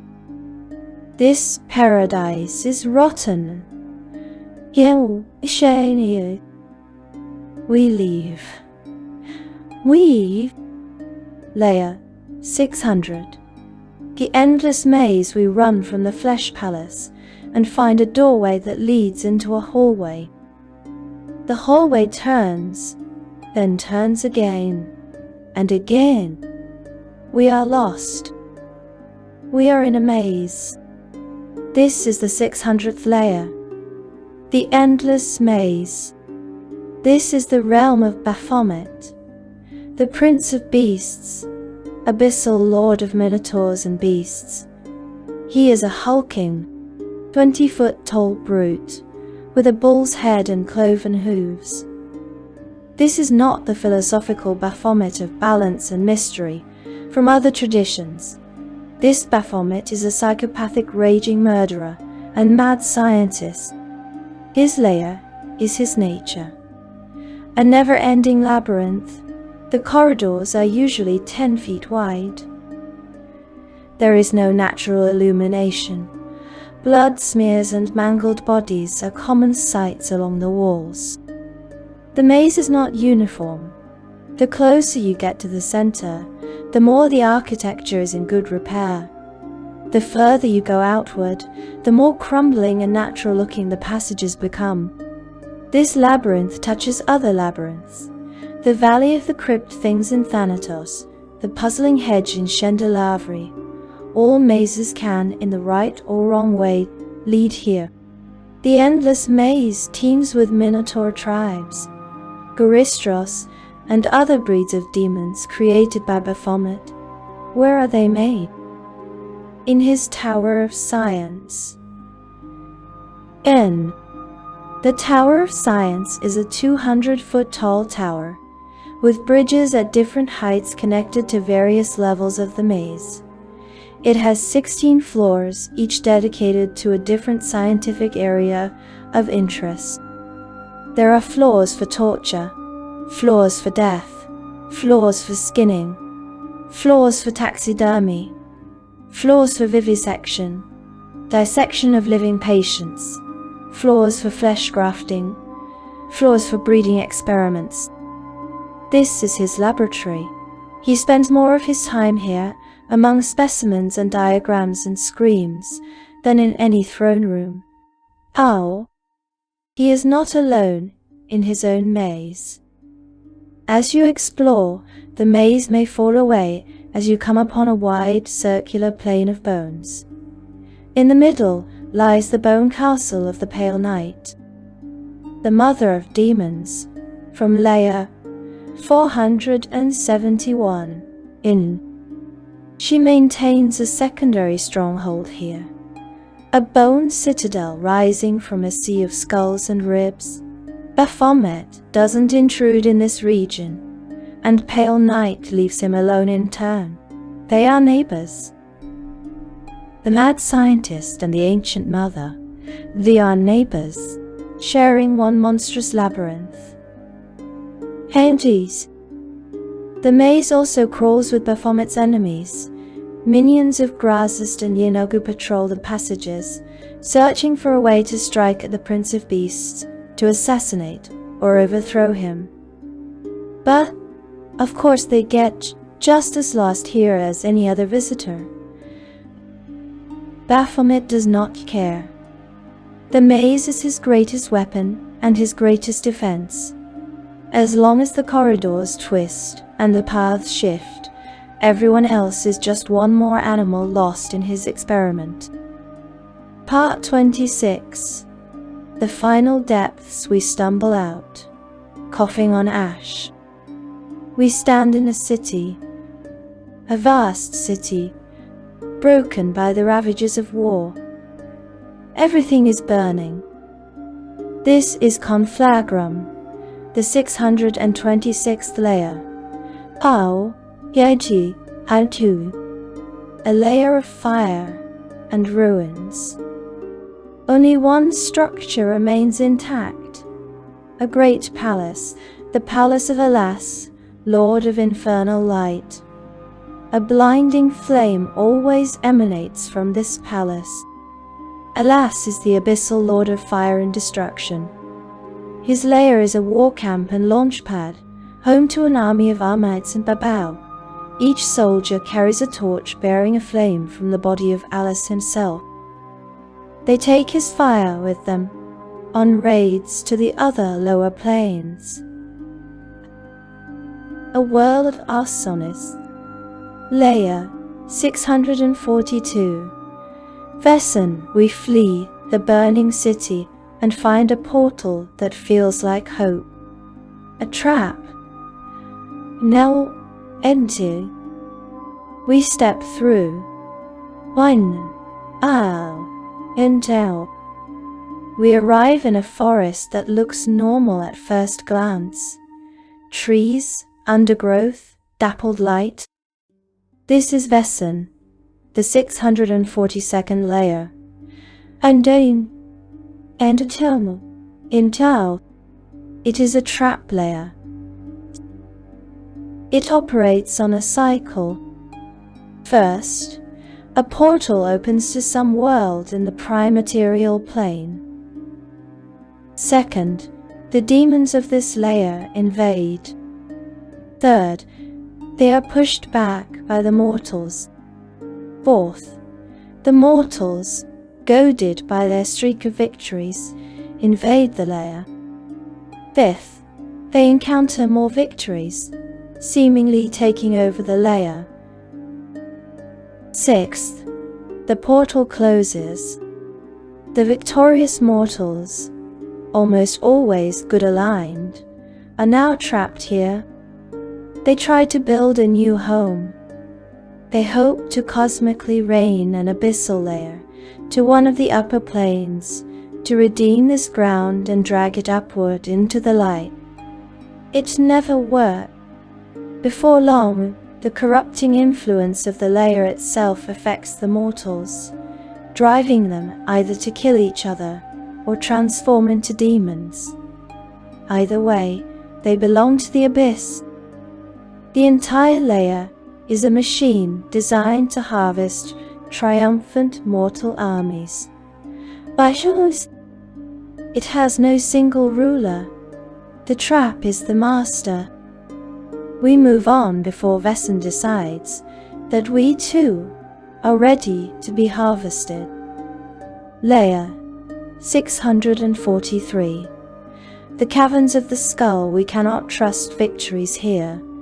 We cannot trust hope.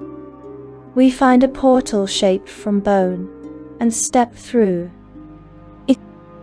We emerge into darkness, a tangle of black tunnels and caverns.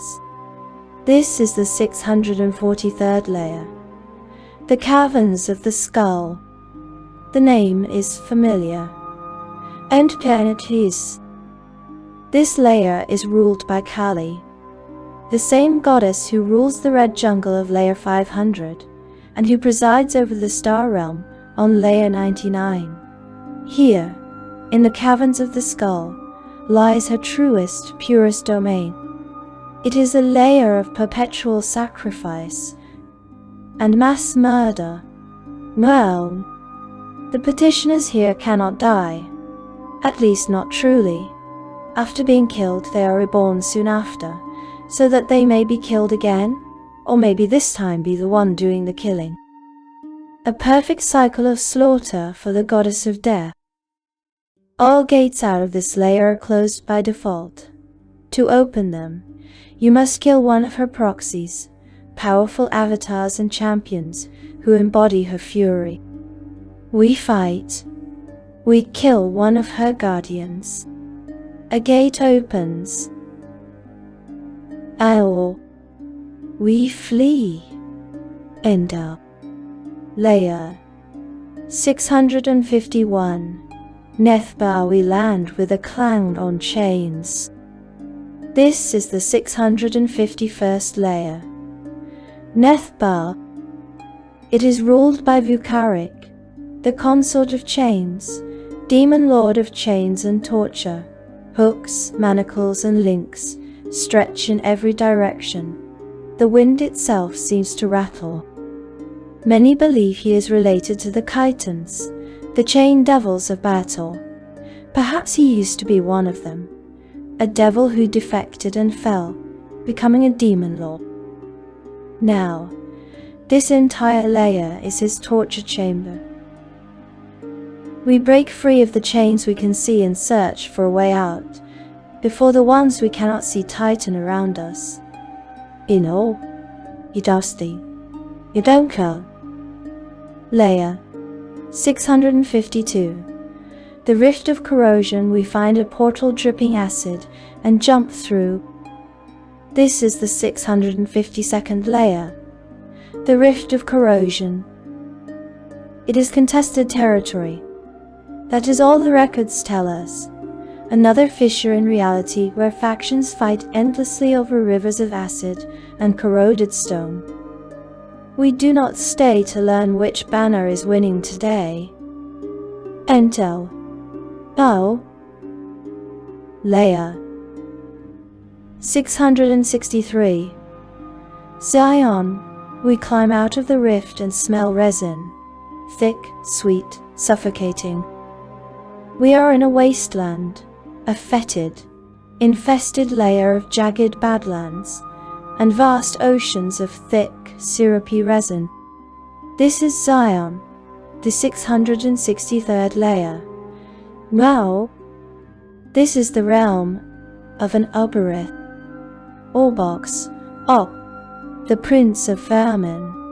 Nyumchui. He was the original claimant to the title Prince of Demons, long before Demogorgon. The honorific that now belongs to the twin-headed terror once belonged to this crusted insectile lord. He dreams of taking back the title, killing the Tanar'ri demon lords, and putting the whole of the abyss back in Oberith hands. His primary servants are the Eings, the eyed-like ant spider scorpions first seen on Layer 2. Here, they form an aristocracy and practice a terrible art. The Eings dip mortals into the ocean's sludge. The resin solidifies their bodies at the exact moment of their suffocation.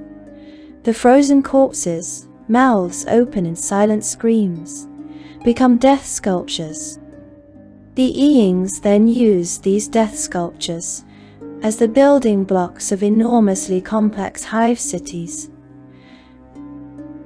We are walking through a city made entirely of suffocated mortals, stacked and mortared in resin. Yiwachu. We move on. Layer 665. The void. We cannot remain in this ossuary of resin and despair. We find another portal, this one pure black, no frame, no ornament. We step through. We are falling. There is nothing, no light, no sound, no up, no down.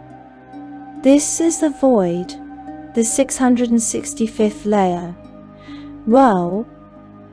A bottomless black void where visitors fall until they die from dehydration, or until the winds flay away all their flesh. This is the bottom, Endo. This is the last prison. Several portals throughout the abyss lead to this layer, but none lead out. We have reached the end of the numbers. We are trapped in the last place. The lists remember. Odil. And yes, friend, we are almost at the end. We have seen the deepest numbered layers. But there are still 4 more. The unnumbered, the anomalies that sit outside the neat sequence of 1 through 665. We must hope that this void is not all there is. Part 28. The journey home. We have returned. Breathe. Just breathe. Now, let the feel of this place settle back into you. Your room, your chair, the solid floor beneath your feet, the familiar shape of the door, the hum or quiet of your own world. Feel the stillness, the quiet. The air here does not try to change you. The shadows in your room are only shadows. The silence is only silence. It is safe. It is safe. We have walked through the ultimate chaos. We have seen the infinite wound. Now, we stood on the red dust of Pezunia, the welcome mat of rust and iron. We fled the insect hives and their mutating air, the memory-stealing fog of the forgotten land, the vertical prison of the grand abyss with its endless bridges over nothing. We crossed the lands of pure sensation, the layer of acid rain, the layer of eternal screaming sacrifice, the layer of bad luck and drowning. We endured the frozen spite of the iron wastes, the beautiful shifting lies of Grazd's triple realm in Azagrat. We crawled through the demon web pits of Lolth, a goddess spinning her web across worlds and planes. We survived the prison of deposed gods in the wells of darkness, the gaping maw of Demogorgon, and the sunless trenches of the Shadow Sea, where Dagon waits in the dark. We walked through the ruins of our own future, on the barrens of Layer 100, where every civilization ends in dust. We stepped inside the literal mind of a mad god, in the mind of evil, and felt sanity slide. We stood in Thanatos before the empty or contested throne of Orcus, in a factory that recycles death into undeath. We saw the joke on the mountain of woe, the cosmic cruel mockery of judgment at woeful Escarand, where souls are sorted by whim and thrown into the blood war. We cringed from the light of a fallen Archon in Malarund, lost in her own illusion of righteousness, dragging others into endless dream traps. We walked a city built from suffocated mortals in Zion, where resin preserves the moment of death and turns it into architecture for an Aberith's hive. We fell through the floating prison realm of Paasups, across ropes and platforms in Toromir. We set foot on a stolen piece of heaven, occipitus, watching it slowly digest angels it can barely stomach. We hid from the vampire god in the infinite mansion of Canchelsis, where hospitality turns into a hunt. We got lost in the endless maze of Baphomet, and passed by the bone castle of the Pale Night, the mother of demons, sharing the labyrinth with the prince of beasts. We visited the alchemist's void, where a single orb and its master can turn the world into magma, or lightning at a whim. We slogged through slime and rot in realms of Jublex, fungus empires of Zugtmoy, and the flesh forges where new horrors are shaped. We fell into the final numbered emptiness, the black void where there are no exits, only wind and falling. And then, through a crack in nothing, we saw the realms without numbers. The flying ship layer of Demogorgon, sailing invasion across the lower plains. The plains of rust, where a devil invasion died in days and left only dust and haunted ruins. The canyon world, where a once beautiful demon lord was stripped of mind and grace and left as raw rage. The prison forest, where a caged worm reforges its own armies, every time they die, tempering them on a tree of tar and flame. We have seen 114 layers. A tiny, pitiful fraction of infinity. We have learned something about chaos. It is not just randomness, not merely noise. It is selfishness made manifest. It is I am all that matters given a home, given armies, given a landscape. It is warring, arbitrary, vicious, cruel, manipulative, broken, insane, hungry. And it is endless.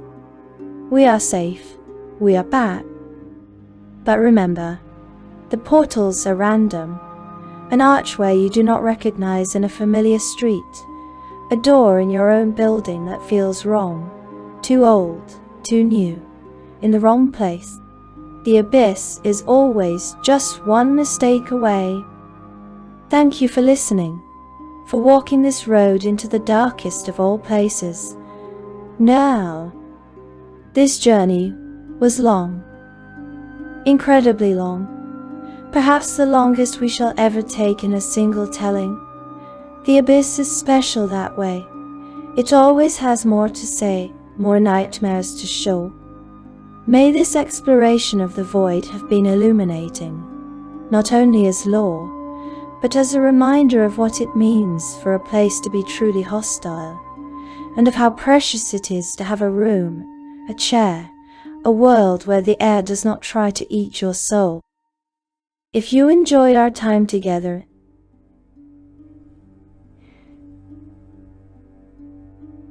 in the madness, imagine this as the end of an episode. You could like and subscribe, metaphorically or literally. Tell which plane, which strange corner of reality you would like to explore next. Perhaps somewhere kinder, perhaps Elysium, Eternal. We shall see. Until next time, sleep well, nice, and check your doorways.